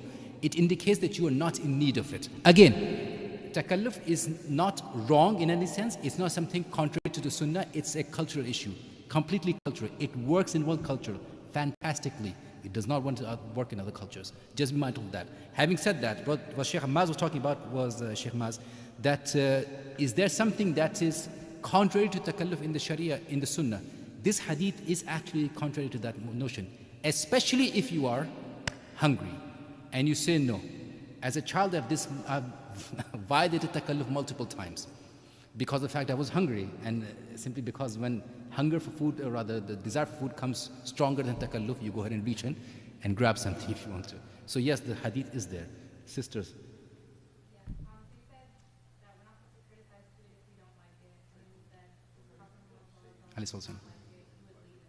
Yes. No, that's a different matter. The idea is you being invited and criticizing the food that you have been given. Let me ask you simply this. When you buy something, how often do you criticize it? So the idea if someone invited you to their house, and here you do not have control over the menu. You eat what you've been offered. In that scenario, if you do not like something, you can say no. I have never been in a situation where I did not like anything to eat. I can eat, alhamdulillah, anything. I don't mind bragging about this. I have the widest palate of any known human being. I can eat anything, and I almost never criticize. But yes, there are foods that I like and foods that I do not like. So the sunnah for this is simply this. If you do not like something, leave it. Especially by looking at it, you know that you don't want to eat it, just leave it. And I promise you, any sensible person, Muslim or otherwise, they'll be able to know that if you leave it, they do not want to eat it. And they will not be upset about this. Even then, leave it, inshallah. Even if it's half eaten. Okay. One important point she's raising in this matter. What should you do about food that you do not like, but you have already started eating? Let's say you got a whole giant plate of what you thought was something, what chicken turned out to be dab. And because, let's be honest, everything looks like chicken, right? Or at least it's cooked like chicken. And if you do not want to eat it, what can you do? You can leave it, inshallah, instead of putting something in your stomach that you do not like, especially if it's harmful. The Prophet ﷺ also said, and by the way, this hadith should qualify your answer well, the worst container the son of Adam can fill is their own stomach. However, that hadith was said in context of what? Eating excessively.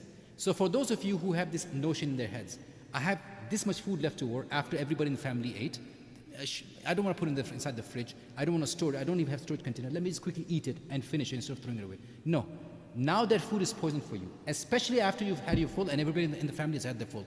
I know so many ladies especially they do that because they are caretakers of food and preparation, and when it comes to storing all that, especially if the husband is sitting over there enjoying his nap, what they would like to do, either they package the food or they'll do what? Let me quickly eat it. Those extra calories, that is not a benefit to you. And putting something inside your stomach that is not going to benefit you is going to harm you. And that is actually against the sunnah. Rather you save that food. If you're traveling and you cannot save the food, what do? You throw it. You throw it. Do not try to save that food, do not try to eat that food. If you can save it, save it. But this is not from the hikmah, this is not from the sunnah for you to eat more than what you're required to eat, especially if you have your full. Because like I said, beyond a certain point, food becomes what? Poison for you. It's harming your body. It is not from the sunnah to harm yourself, even with food. So therefore, always, brothers and sisters, be smart on how much you take from any plate. Especially if you're given individual portions, especially at iftar at the masjid, something like that, they always pile on food. You can be quick to say, please give me small portions. I do not like to eat more. I'll come and take more if I want to eat more. And that's a habit that I do. I take 3 or 4 helpings all the time because all of my helpings are this much.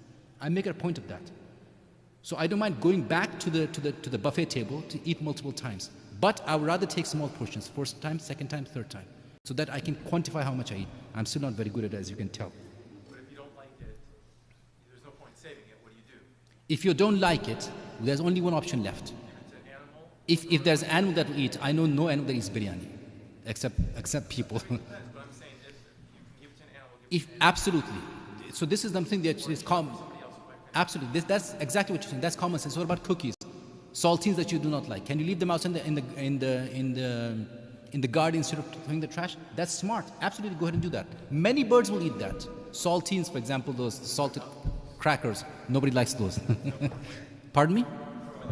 In the backyard, for example, where squirrels will eat them or birds will eat them, inshallah, you can do so. Yeah, absolutely. Be smart about how you treat food. If you can benefit from it, find somebody else who can. And if nobody can benefit from it, do not harm yourselves from it by eating it unnecessarily. Wallahu ta'ala. One more question, inshallah. We start with the sisters, with the brothers. I'll come to one more and one more, inshallah. Go ahead.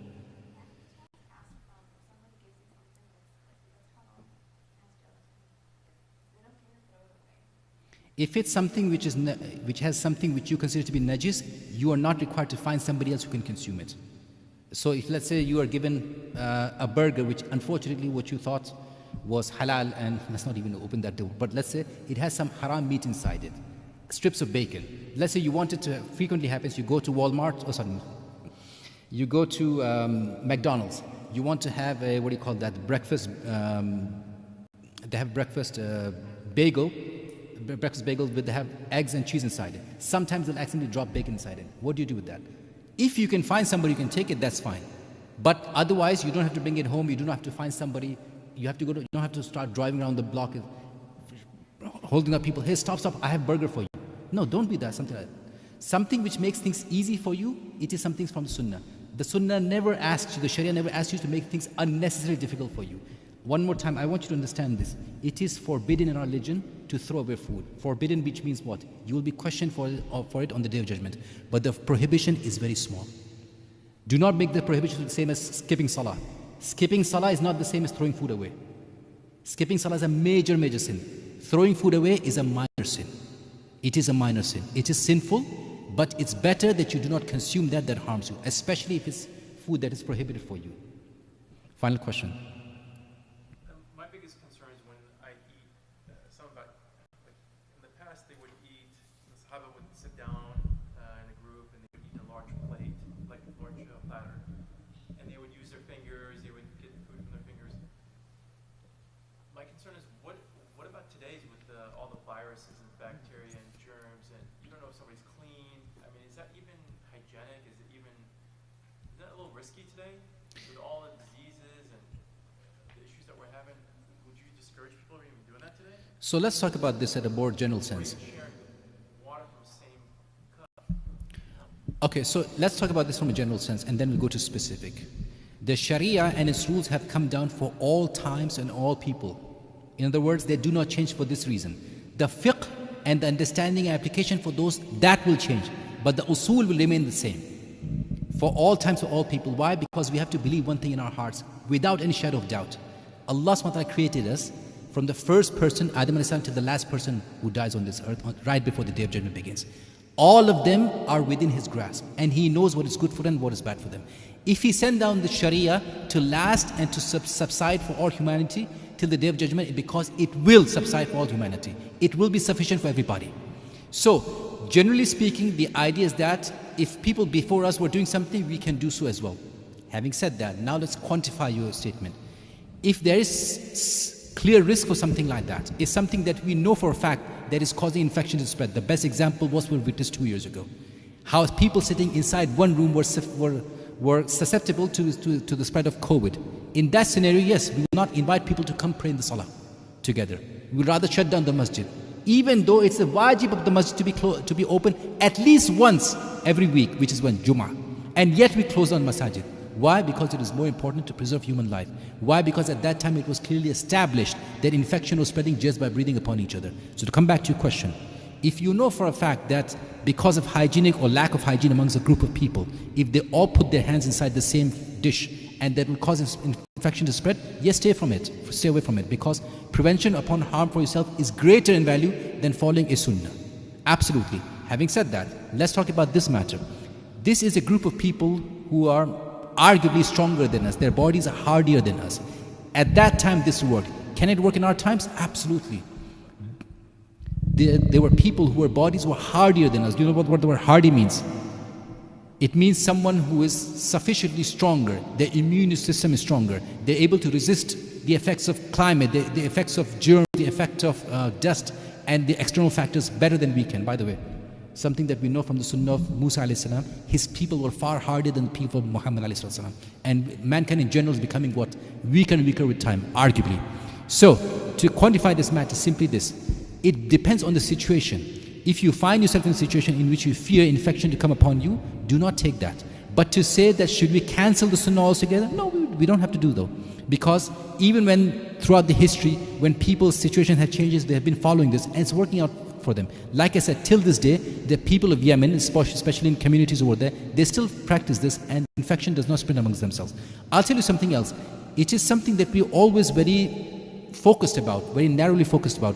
When we investigate, we see how people eat and drink, you'll be surprised to see how much filth they consume and they do not get sick. Because people have different levels of resistance to different bacteria and all that. Not only that, something that you and I consume today, which were healthy, may hurt people around us, or people from other countries. It's cultural, it is something it's depending on the people involved. So, if we were to say, should we cancel the Sunnah altogether? No. In fact, it's cancelling something which is of benefit to mankind in general. But can we be specific for application of the Sunnah per community, per time? Yes, we can. So, for example, if we know that water is contaminated, we should not be dipping our fingers inside it. We should not be consuming that water. Can we go away from eating from somebody whose house we know has contaminated water? Yes. If they invite you for dinner at their house, can you say no? Yes. Let's say it's not contaminated. Let's just say people in general, they want to share water, but today you don't know what kind of infections they have, diseases. I mean, you don't know. They may not even know. So you're taking a risk with exchanging bodily fluids. True. But like I said, in this case, you don't have to follow the Sunnah. You can skip it. And if you skip it for the sake of preserving your health, that is something rewardable. You can sometimes get reward for not doing the Sunnah because you have something stronger from the Sunnah which is better than that. That does not mean the Sunnah contradicts itself. I hope you understand this. Okay, let's proceed inshallah. It's 4:44. Where's Brother Rehan? Sheikh Maz, do you remember what is the ending time today for this session? 5:10 or 5? 5:10. 5:10, right? Okay. So we have a good 25 minutes inshallah. That's plenty of time. Okay, let's proceed inshallah. Etiquette number 12. Try your best to respond to someone who invites you to his house. This is something I fully admit I find much difficulty with. It's something, a shortcoming in my character. I'll admit to all of you, I do not like people in general. I don't mind saying this. I know I'm being recorded right now. But it is a flaw in my character. It takes me effort to warm up to people. That's why I have few friends who are very close friends. And therefore, I find it difficult when people ask me to come to their house, to go to their house. I'm very happy to invite strangers, complete strangers to my house. But going to other people's house or even sitting with the people, I find it difficult. Having said that, this sunnah in particular is for people like me, to kill this shortcoming in my character. And I'm advising all of you to try to do that. The Prophet ﷺ said, Haqqu Muslimin ala Muslim. The right of one Muslim over another, and he mentioned 5 of them. One of them is what? Responding to the invitation of your Muslim brother. If one of you invites you, someone invites you for dinner, at their house or at the restaurant, accept it. I have something coming up tonight, and I'm so resistant to the idea of going over there, but inshallah, I'm going to go just to follow the sunnah. 1 second, inshallah. So this is something which is a right of a Muslim over another. You should try to accept all the invitations as you can. The Prophet ﷺ, as busy as an individual as he was, he used to accept invitations from people, even non-Muslims. Even non-Muslim. Famously, the incident in which he was poisoned, he was invited by what? A Jewish woman at her house. And he accepted the invitation. He did not realize that she was going to poison the meat in which she served him, ﷺ, but this was acceptance on his part. So it is from the sunnah. Go ahead and do so, inshallah, if you can. The Messenger of Allah ﷺ said, when any of you is invited to a meal, he should accept the invitation. If he is observing a fast, he should supplicate for the betterment of the host, and if he is not fasting, he should eat. Hadith is in Sahih Muslim. That's point number 12. Yes, brother, go ahead. Yeah, if someone invite like a group, like a brother, say, oh, my brother invited you to my house for dinner. But it's just a group, not Yeah. invited you, you obligate to be. Should we accept? Is that the question? Invited a group of, if invited you like a personal something like, oh, brother, I want you to come to my house for dinner, that you can negotiate for the time, that, I will not be available at this time, then you invited everybody come to my house. So there are 2 issues here. First and foremost, whether you are clearly from part of that group or not. If you are, then yes, the invitation has been made to you. Second, are you required to accept it? The answer is no. As I said, these are sunnahs and these are mustahabbat and makruhat. These are actions that are recommended and abhorrent. They are not required, nor are they strictly prohibited. So all these things that I mentioned to you, except the few things where I clearly clarified them as being the things, all of them are recommended acts, or the things that you should not be doing. Can you refuse somebody's invitation? Yes, absolutely. You don't have to give an explanation. You will not be accountable for it on the Day of Judgment, inshallah. But why would you not do so? It is a sunnah, highly rewardable sunnah to do so. Last question, inshallah. To accept invitation when someone invites you for dinner at the house or even at a restaurant.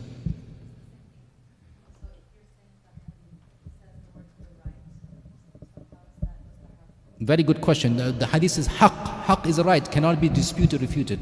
The Shaykh Wali Hafidullah Ta'ala, our teacher, he actually held a class last year at one of my friends' house talking about hadith in general. From this hadith, the word haqq has been used as highly recommended, and this is highly recommended. Even the huquq are things that are inviolable, they cannot be something that you cannot go against, but for the purpose of hadith, the word is haqq from multiple sources that we know.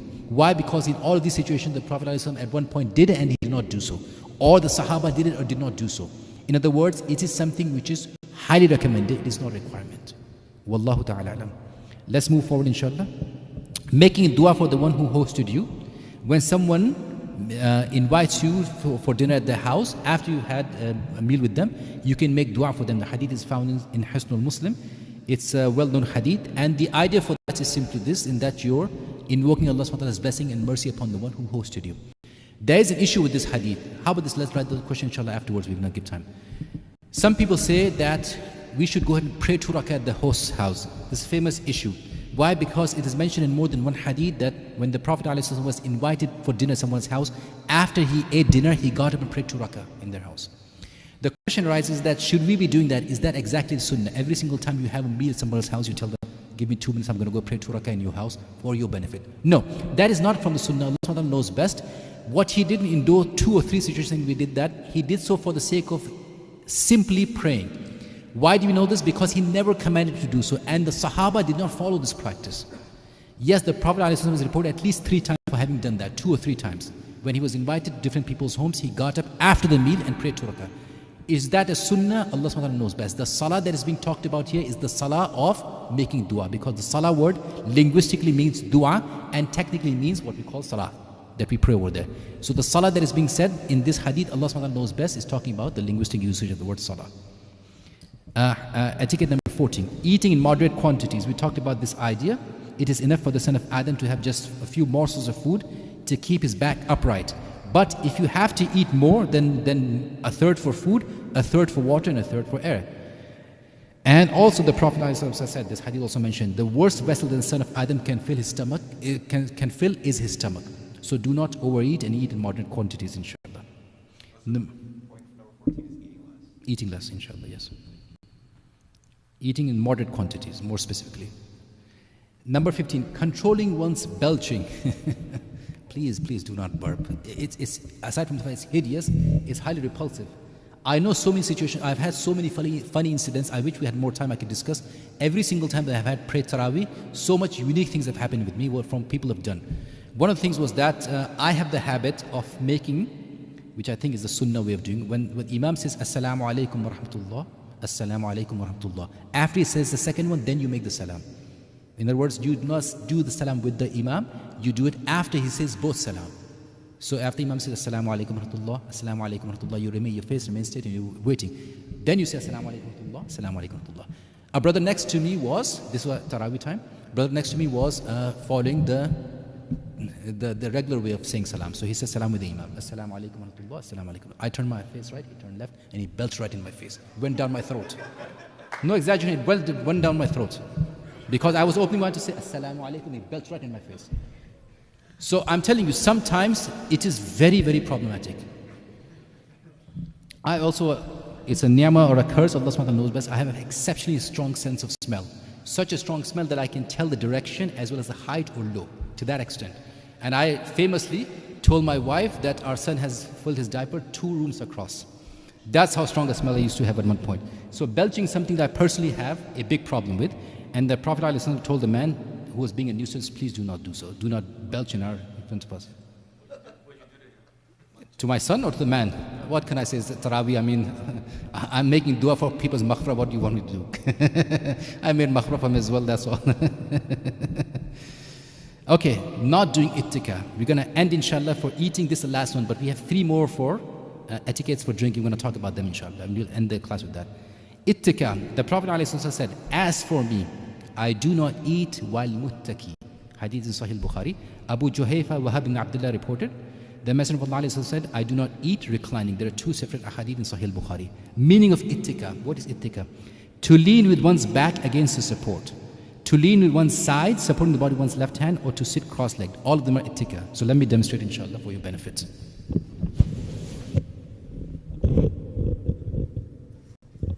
There are 3 positions mentioned one more time. One is this. Where's the leg? Okay, we're going to assume this is the leg here, inshallah. This is ittika. Again, assume that I'm supporting with my back. The second is ittika, the one that's mentioned in the Quran. This inshallah will be a position for everybody in Jannah. Everybody will be, as I say, muttaqina ala al-ara'ik. All the time, this is what they're talking about. People, while they're eating and talking to each other, they'll be reclining like this. Why? Because this is the position of most comfort and the position in which a person has no haraj, no headaches, no misery and no suffering. They're completely relaxed. This state you will only have in Jannah. May Allah make us from the people Jannah. The final thing mentioned is this. This also is classified as being ittika. The Prophet ﷺ said, I do not eat while I'm muttaki. That still does not mean you cannot do so. One more time. I'm talking about matters that are merely mustahab and makruh. I'm not talking about halal and haram. So what is the common position in which the Prophet ﷺ used to eat? The scholars have mentioned this. The Prophet ﷺ used to eat like this. Right leg would be against his chest, left will be down. Now scholars have mentioned this is perhaps one way to prevent a person from eating excessively. I have a problem with that. Can you even tell me why there will be a problem? Dr. Ahmed, where's the stomach? The stomach? You're talking about the belly, I'm talking about the stomach. It's on the left side, right? So tell me, do you think this will be beneficial to me if I want to eat more? Because I can still extend this side, right? So this argument that someone brought is that the Prophet ﷺ used to do it this way simply because he wanted to do what? Preserve eating excessively. I don't think that's accurate because the stomach is on the left side. Whatever the reason could have been, this is from the Sunnah of the Prophet ﷺ, and we know Allah subhanahu wa ta'ala knows best what that is the case. But this was his way of eating. Gives you a gauge. You kind of can gauge. I'll give you this much. There is some restriction involved. Yes. Be able to tell, but if I'm something like that, I need a lot less. I agree with you this much. There is some restriction involved. But to say that that is the best explanation because the stomach will be pressed down, the stomach's on the left side. That could be the reason for it. Breathing might be an issue. For those of you online, you missed it. Sorry, my apologies. I won't be able to demonstrate on the top of the table. Okay. By the way, this is how our teacher did it, so we remembered. طيب. The basic concept is to sit down in a way that allows your stomach not to expand. That is the position in which the Prophet asked us not to do. Okay. What time is the adhan here? 5:15, right? Okay, good. So we have time, inshallah, for questions as well as the last three. Okay. Etiquettes of drinking. Every single etiquette of eating applies to the etiquette of drinking. But there are three more for drinking. Yes, the drinking is a bit more complicated. Drinking in 3 sips. All of you have heard about this. Anas radiallahu anhu reported that the Messenger of Allah said, he used to breathe 3 times in a course of a drink. I.e., he used to drink in 3 gulps. Demonstrating this, inshallah. How do you do so? Well, you have a bottle of water, inshallah. What are 3 gulps? 3 gulps means simply this. Between each gulp, after each gulp rather, you take a breath. Bismillah.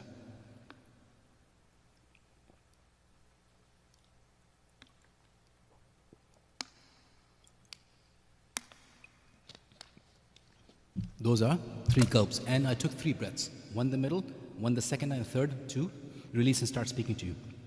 Hadith is in Sahih Bukhari and Sahih Muslim. Anas also reported that the Messenger of Allah said that he used to breathe, rather he said he used to breathe 3 times in the course of a drink and said, the Prophet said, it is more thirst quenching, healthier and more wholesome. And Anas said, so I also breathe 3 times in the course of a drink. This hadith is in Sahih Muslim only. Second, not blowing or breathing into the container. So,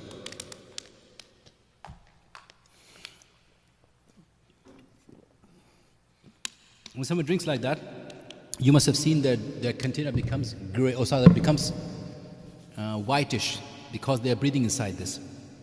How does that apply here? Well, understand, go back to the situation of the people at that time. They used to do what? Drink from a water skin that was passed out and shared amongst people. Everyone would be drinking from the same one. They almost never used to put their mouths on it. I'm saying almost never because it's reported the Prophet ﷺ used to do that a few times. And they almost never used to do what? Breathe inside it. And so the Prophet ﷺ used to specifically ask people not to do so. The first question a mother would ask, how is it possible I cannot do so? I have young kids. Whenever I give them food, I do what? I blow on it. That's a different issue. When you share a common container, do not blow into it. When you are serving food to your child, please blow into it. Otherwise, the child will not be able to eat. It's hot. If it's steaming, you should blow into it. But again, difference between commonly used containers of food versus individual portions or individual servings or individual containers.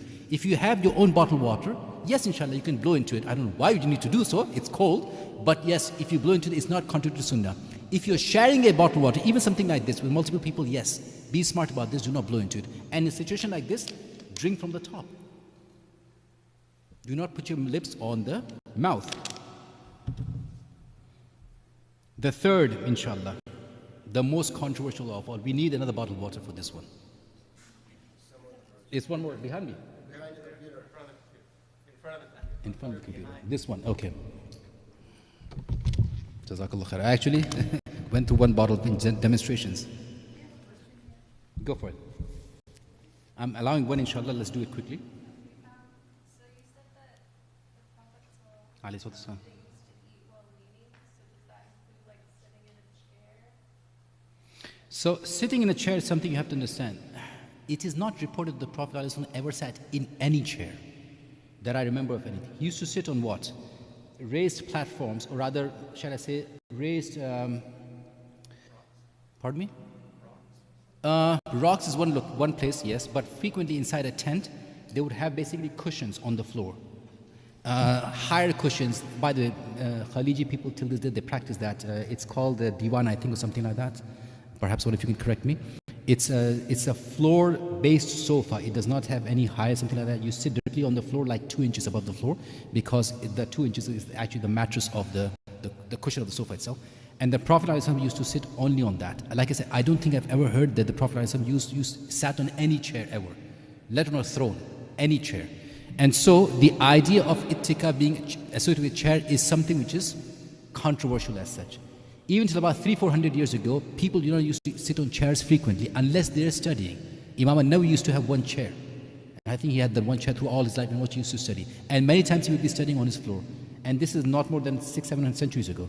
So chairs is something which is, mashallah, we have folding chairs everywhere. Chairs is a luxury that has come very recently into play. Therefore, if you look in classical books, they have no idea of how to explain to people praying while sitting in chairs. They'll explain praying while sitting on floors, but not praying while sitting on chairs. Today we do so because we have access to chairs. So the idea of what ittika on a chair is debatable. However, Allah subhanahu wa ta'ala knows best. This may constitute ittika. But can you eat like that or not? If everyone around you is eating in a chair, it's a cultural norm. Cultural norms are not necessarily superseded by sunnah, nor do cultural norms contradict the sunnah. If any cultural norm clearly contradicts the sunnah, we should abandon it. But when it comes to sitting and eating like this, inshallah, Allah subhanahu wa ta'ala knows best. I've asked multiple of my teachers, they never said anything about ittika on a chair. They described ittika on the floor and all that. But this is something they never clarified for us. And Allah subhanahu wa ta'ala knows best. Finally, inshallah, the most controversial issue, the actual fiqh today we're going to talk about, in which we're going to talk about halal and haram, clearly halal and haram. Let's talk about this. Drinking while standing. The reason there's a controversy is because there are variant ahadith that allow it or prohibit it. The companions themselves differed over this matter. So most of the adab are narrated by Anas ibn Malik. There's a side point for all of you, Bennett. There's a reason for that. Can you even tell me why? So many ahadith of adab are narrated by Anas ibn Malik or Abdullah ibn Abbas. They were more or less the servants of the Prophet ﷺ, like two of the brothers said. So they were doing what? Visually observing this all the time. They were serving the Prophet ﷺ and they would be around him all the time. So they would see this a lot. That's why Aisha also narrated a lot of hadith related to manners, as did Abu Hurairah. So the Prophet ﷺ forbade us from, it's 3 levels. Let's talk about this, or 3 positions rather, not 3 levels, 3 positions. Drinking while standing. The first is prohibited. One of the ahadith from Anas ibn Malik, mark my words, one of the ahadith from Anas ibn Malik is that the Prophet ﷺ prohibited standing while drinking, in which he reported, the Prophet ﷺ forbade us from drinking while standing. Qatada reported, we asked Anas, Qatada, student of Anas, we asked him, what about eating? So Anas says, that is even worse. The hadith is Sahih Muslim. It is a clearly established hadith. It is Sahih. It is from the mouth of Anas ibn Malik and the strong chain narrators following this hadith. There is no doubt about this. Hadith is Sahih. In which Anas says that Prophet ﷺ specifically forbade drinking while standing. So, second situation, allowed in certain circumstances. Abdullah ibn Abbas radiallahu anhu reported, I served the Messenger of Allah Zamzam water to drink and he drank it while he was standing. Hadith is in Sahih Bukhari and Sahih Muslim. One more time, the first hadith in Sahih Muslim from Anas says what? The Prophet clearly forbade us to do what? Drinking while standing. In this hadith, Abdullah ibn Abbas said, I served him Zamzam during Hajj, Zamzam water, and he drank it while he was standing. Hadith in Sahih Bukhari Muslim. The third issue says, it is permitted. Ali ibn Abi Talib stood up and drank from the water canister while he was giving khutbah, after the khutbah in the Masjid of Kufa. He is what? Amir al-Mu'mineen at that time.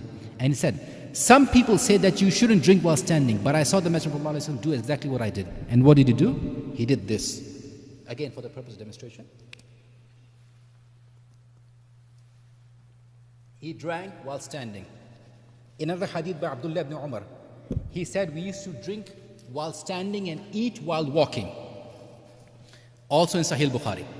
This hadith from Ali ibn Abi Talib is also in Sahih Bukhari. So all of these ahadith are not ahadith that are slightly doubtful. All of them are Sahih, super Sahih. There is no disagreement about their, about their authenticity. So the issue arises, how do we reconcile between these 3 ahadith, or 3 positions? The first hadith, the scholars have said, it is the most Sahih. Those who are in this camp, they say it is prohibited from drinking. Why? Because the Prophet ﷺ prohibited specifically not to drink while standing. The other said, okay, Abdullah ibn Abbas said he drank while he was standing. The first group of scholars will say, hold on. Because he prohibited us verbally, his prohibition takes greater precedence over his own action. And the reason is because he may do an action as a Nabi that we as an Ummah cannot do. Can anyone give an example that he did as a Nabi that we cannot do? Marrying more than 4 women at the same time. Doing wisal. Wisal is what? Continuous fasting. More than 24-hour fasting. Completely prohibited in our religion. Not major haram, but it's still haram. Or multiple other things he did as what we call khususan to the Prophet ﷺ. There is called khususiyat of the Prophet. Specifically given or allowed to him that were not allowed to his ummah. So the scholar said that perhaps it may fall in that category. The second group of scholars said, hold on. Because he drank Zamzam water, it means one thing, that it was during Hajj. And if it was during Hajj, as everyone knows, many prohibitions that are in otherwise around us are lifted during Hajj because of congestion, because of so many people being around us, because of a short amount of time. The best example for that is what? You can always cross in front of people in Hajj while they're praying. You cannot do so when they are any place on earth. But in Hajj specifically, even Mecca, you can cross in front of people, no problem. Even if they're praying over there. Why? Because in Hajj, because of congestion, these prohibitions are lifted. So the second group of scholars said that in this case, he was allowed to do so because he was at Hajj. Otherwise, he should not have been drinking while standing. What about the third hadith? Also in Sahih Bukhari, 2 of them. One from Ali, one from Abdullah ibn Umar. How do we reconcile those? So Shaykh al-Islam ibn Taymiyyah, as always, the voice of reason, he comes here, he says the day. He says, simply understand this. If you want to reconcile all those 3 hadith, the best explanation is this. If you can sit down while drinking, sit down. But it is not a prohibition. It is not something that you're required to do. It is something which you're recommended to do. What degree of recommendation it is? Very high. It's like one of these things where pretty much at the bottom of, beyond that you can fall into haram. So it is makruh, perhaps strongly makruh to drink while standing. But can you drink while standing? Yes, inshallah. Which means one thing only. If you drink while standing, inshallah, you will not be answerable for it on the Day of Judgment. At this point, inshallah, we will stop with the etiquettes and we won't go beyond this. How much time do we have? We have 6 minutes, inshallah, to take some questions. We took from sisters first. Let's start from brothers. Questions, brothers? MashaAllah, all of you are questioned out. Okay. No problem. I always have plenty of questions from my teachers. Just pick one that's a little more for me, my issues. I rarely ever go to, I rarely accept invitations or go to people's house or go out to eat restaurants unless I absolutely have to. I don't trust the quality of the food anymore. Okay. So I don't know how do I not offend people and just like, I always have to explain myself. It's like, well, why don't you ever come over or why don't you go out with us? Or sometimes I'll bring my own food to their house and they're like shocked. It's like, I can't eat that stuff. So given the quality of the food today and how it's contaminated and all the GMOs and everything that's going on today, how does that translate to like in the Sunnah? I mean, is there any room for that? Or any explanation for how to deal with situations like the way the food is made today, and how people cook, and the things that the ingredients they're using, and it's very challenging. Believe it or not, answering questions of Sunnah and Fiqh are easier for me than answering such a question. For the reason simply what you're describing is a social issue, okay? And social issues change all the time. So what you're describing is I 100% agree with you, but I cannot practice it myself. For this reason only, I rather eat junk food than offend people. Having said that, it still does not mean that I'm closer to the Sunnah's practice than you are. Because One's a bigger sin than the other. you can argue that. Is it sin or not? That's a different matter. But is it something which is problematic? Absolutely. Inserting or eating food that is harmful to your body, not only that, eating food which has come from doubtful sources. Is that something we should be concerned about? Yes. It is a sign of a person's taqwa, it's a sign of a person's wara, that they always concern themselves with what the food they consumed. And also understand this, the best way to do so is the way you described it to me right now. You can tell people, I'm concerned about the food that I ingest, I am careful about what I take inside my body, I'm someone who is careful about these things and these things matter to me. I hope you'll understand this as a guest. For my sake, I would not be eating these items. Or I have brought my own food. I accepted your invitation, but I hope you don't mind I brought my own food. The best thing you can do is inform them beforehand. I'm accepting your invitation, but I will be bringing my own food. I hope you understand that. I'm telling you something which I know is not resolvable and not something that every person will accept. But that's the best you can do. If you want this degree of concern with your food, then you have to take some back from people. And inshallah, you will be rewarded for that. Especially if you do so with the intention of pleasing Allah subhanahu wa ta'ala. Why else would you not ingest food except to keep this body healthy? And what is the purpose of keeping this body healthy if not to worship Allah subhanahu wa ta'ala with it? It is aman, exactly. It opens the door for me to educate people also. If you can do so, do so. Absolutely. Sisters, any questions? MashaAllah. Final questions for the brothers, inshallah. Oh, it is 5:10 already, actually. You know what? We're going to end here, inshallah. If there are any more questions, we can take this afterwards. I know we made a promise to end at 5:10, inshallah. We cannot go beyond that. Adhan, inshallah, is at 5:15 right now. And we need to give people time to go make wudu and all that. If you have questions, inshallah, I'm going to be here till after Asr. And then, inshallah, we can look after that. Yeah, we can do the Q&A later because Sheikh Tokir is in a conference right now. He's being delayed by 10 minutes or so. So he will be here by, around 5:40. So I think within 10 minutes, if you're free, we can do some Q&A at that time. Also, just want to remind you, tomorrow we have a picnic.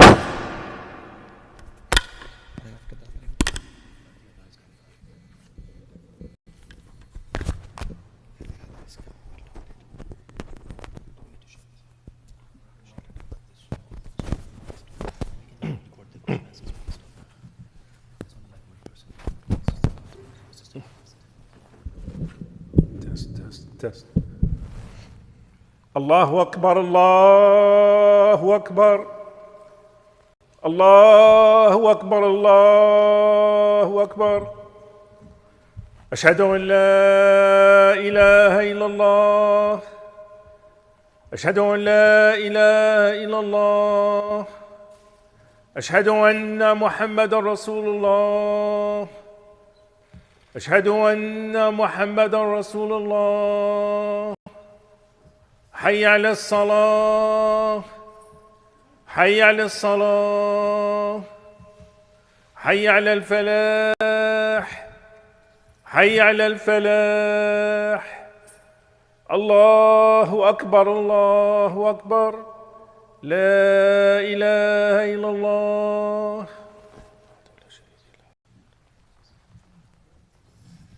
Salah is at 5:15, huh? We'll pray behind. We'll talk after Salah. Just 2 minutes.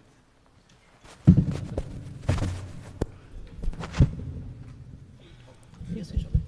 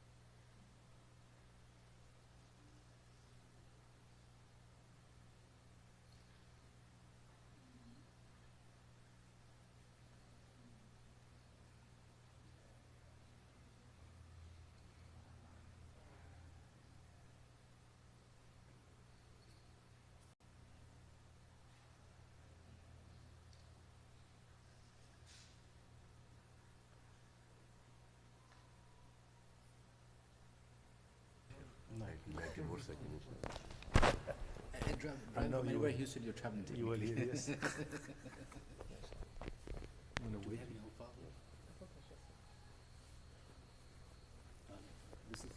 Where's the mic?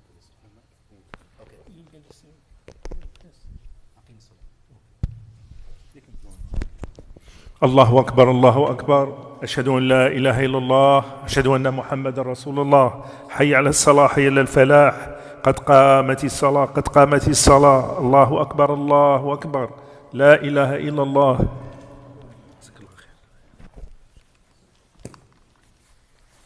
استووا.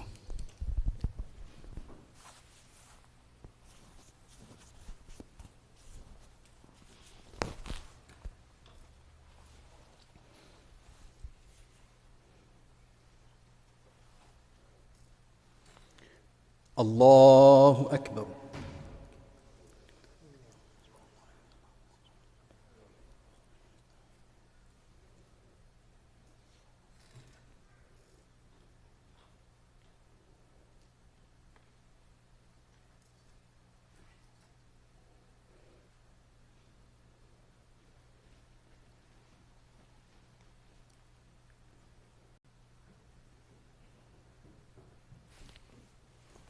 الله أكبر.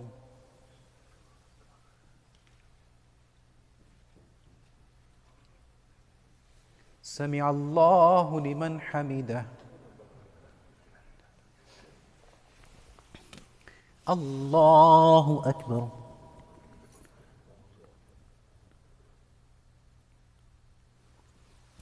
الله أكبر.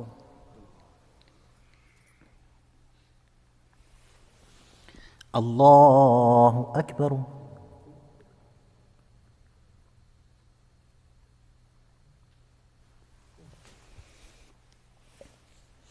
الله أكبر.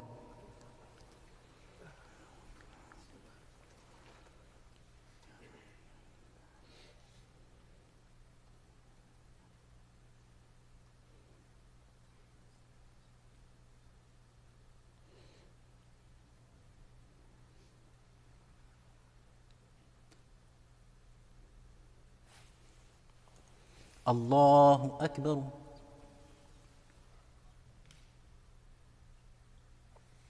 سمع الله لمن حمده.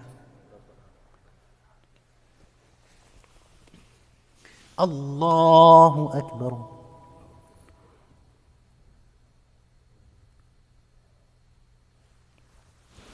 الله أكبر.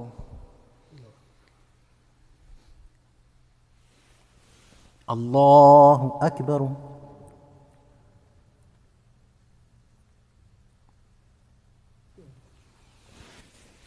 الله أكبر.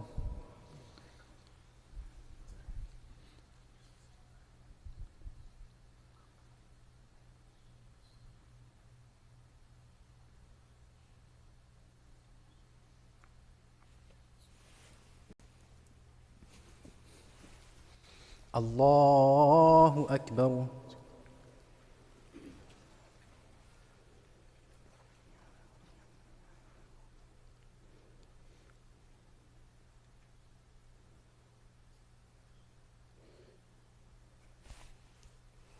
الله أكبر.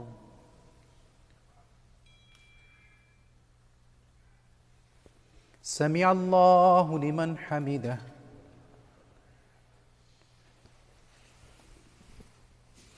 الله أكبر.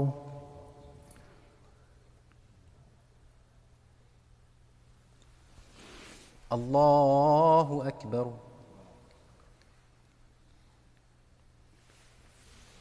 الله أكبر.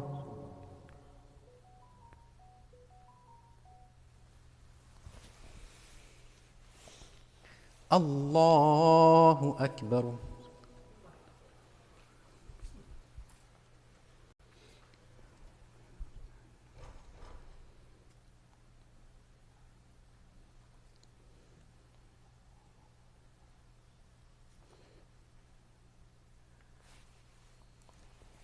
الله أكبر.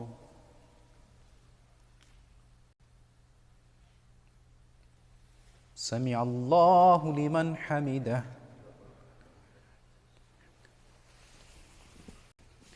الله أكبر.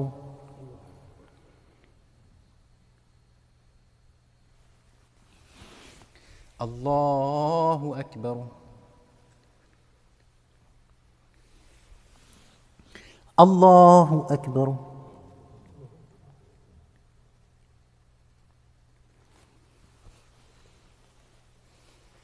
الله أكبر.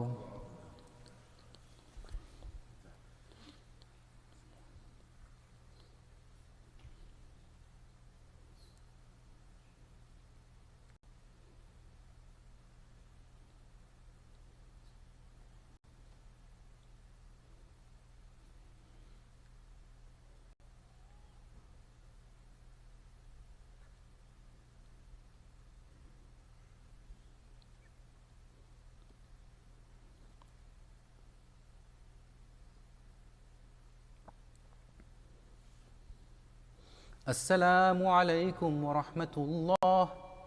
السلام عليكم ورحمة الله.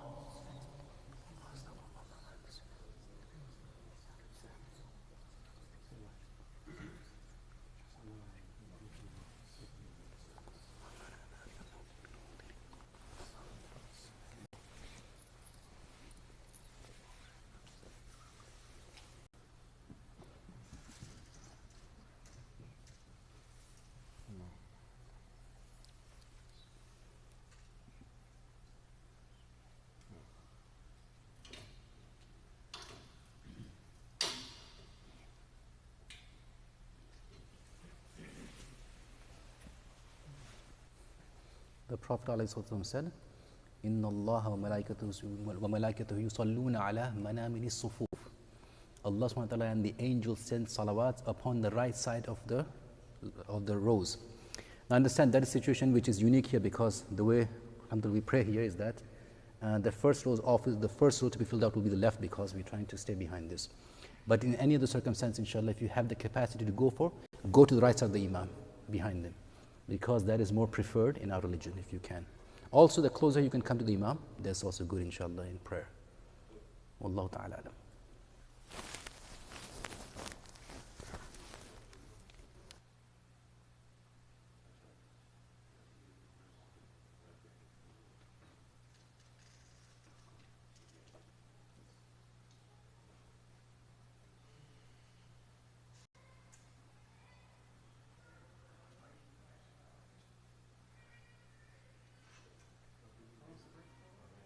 We're done?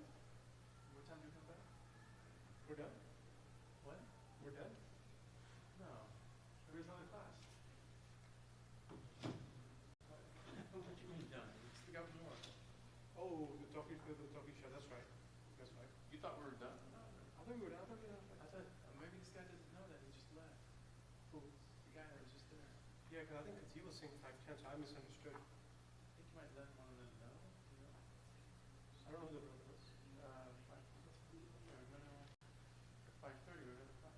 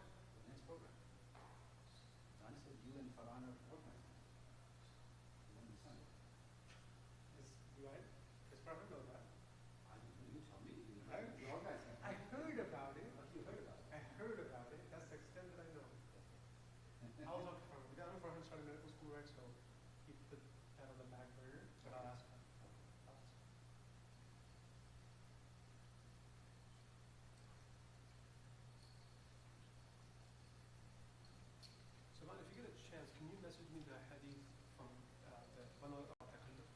I'll do that. I like the hadith.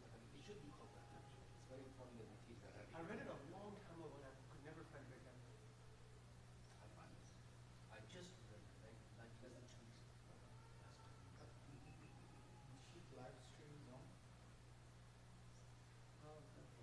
Is someone not? Little live stream, but that's just a PowerPoint, right? Yeah, PowerPoint is on, but I mean, we're not even using that.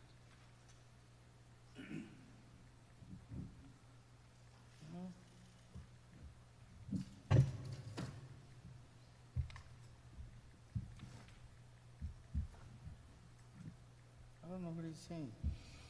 I don't know even how to disconnect the live stream. What am I supposed to do?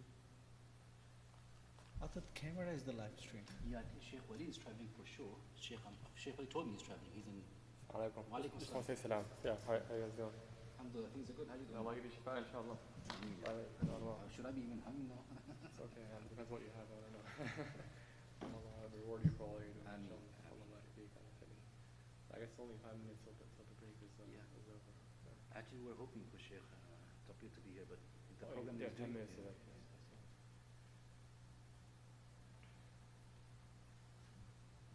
I'm curious, the sisters, are they more than the guys, or I haven't? I think it's 50, almost the same. No, no, there's more There's sisters. more. Okay. Always more 3 or sisters. 4 more sisters. They're more dedicated. Of course. That's how it always is. It's an It's issue. so bad that Okay. we don't put in the effort. Okay, I will not interrupt you. No, if you want to talk, I have all the time. I'm not doing anything right now. No, it's not much, yeah. I actually missed what you first said about the filling the right first, because I've heard this before, but is the concept that Imam would be in the middle of the row, or is it supposed, because there's two different ways of Amongst the interpreting it, Ahnaf, yes. amongst the Ahnaf, it is very strongly that the Imam has to be in the middle. But the Sunnah strongly suggests the Imams have to, the Sufu have to be right on the first. If you have to complete, better you complete on the right instead of going on the left. No, does not mean you should not stand behind the Imam. But if you have the capacity, slightly on the more left and more on the right, as much as you can. There's more than one hadith that actually confirms that. One is this verbally that the Prophet ﷺ said so. The second hadith, the Sahaba said we used to compete with each other to go in the right side of the Sufu or for the pillars. So the Sufu was when they were praying Jama'ah, and pillars when they were praying Sunnah on their own. So they would rush toward the trunks of the palm trees that were used as pillars to go behind. Why? Because they want to have the sutra in front. In this interpretation of being on the right, would the ideal be the Imam is here and then this whole area is filled before this? That's the thing. Is that how it's No, perception? that's the thing. That's why the Hanafi position I don't reject, because of this very reason. In practice, even from this, should we start? In practice, even from the practice of the Sahaba and the Prophet, the Imam has been in the middle. No, yeah. All the time. That's what I thought too. So this hadith has been interpreted in only one way. If you have to fill up first somewhere, fill up the right side. That does not mean you leave the left side empty. So if you have to be technical about this, slightly more people should be on the right side. Okay. But it will be ludicrous, like you said, there's the Imam standing here and we have 20 people. They will not even come on this side, they'll just go over there. Right. So why would not? It will make senseless. It does not even look correct. Yeah. And the Imam is then not in the Imam anymore because he's leading only one side. Right. Because I leave prayers once in a while, and I've given the announcement in the past that basically come on both sides. Yeah.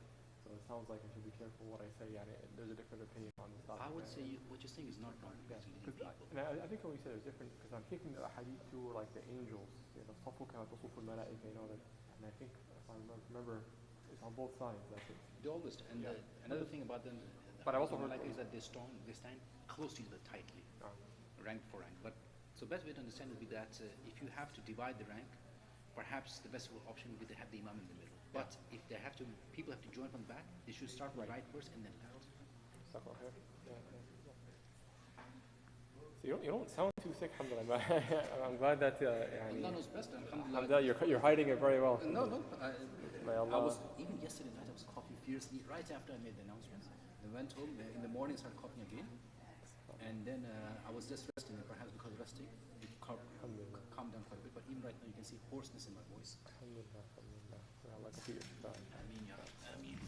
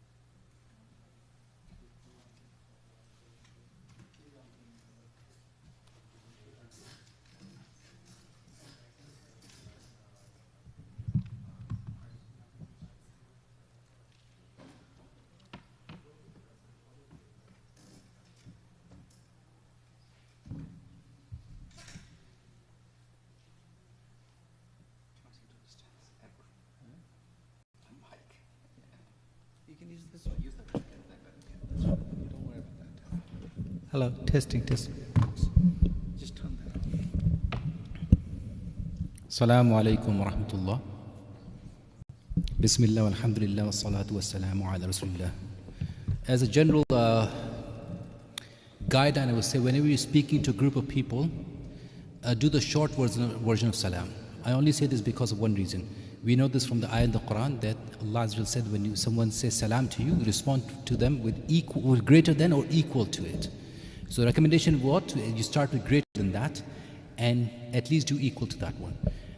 The scholars said that salam is unique in this regard, in that salam is one of those few ibadat in that even if you initiate it, it's still a sunnah. But responding to salam is wajib. And the reward for the sunnah is greater than the wajib. It's only one of those unique situations. In every other situation, the wajib is always greater. But the one who initiates salam, he gets more reward.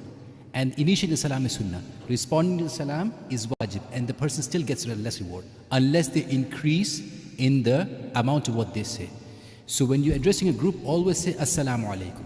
Why? For two reasons. One, you give them the opportunity to respond better than equal to it. Two, so that they do not respond less than that. So if you say Assalamu alaikum wa rahmatullahi wa barakatuh as the one who's initiating, very likely the person in front of you may not know the hadith or the ayah. He'll respond what? Wa alaikum assalam.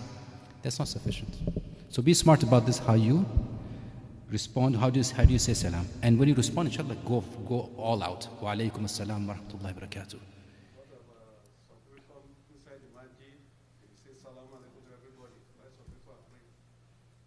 No, you just say the short version, Assalamu alaikum. Yeah. Unless, in what situation are you talking about? Like you're just like You're entering the masjid, you say salam alaikum. Oh, okay. People are praying or making dhikr. I don't respond to people like it's a distraction.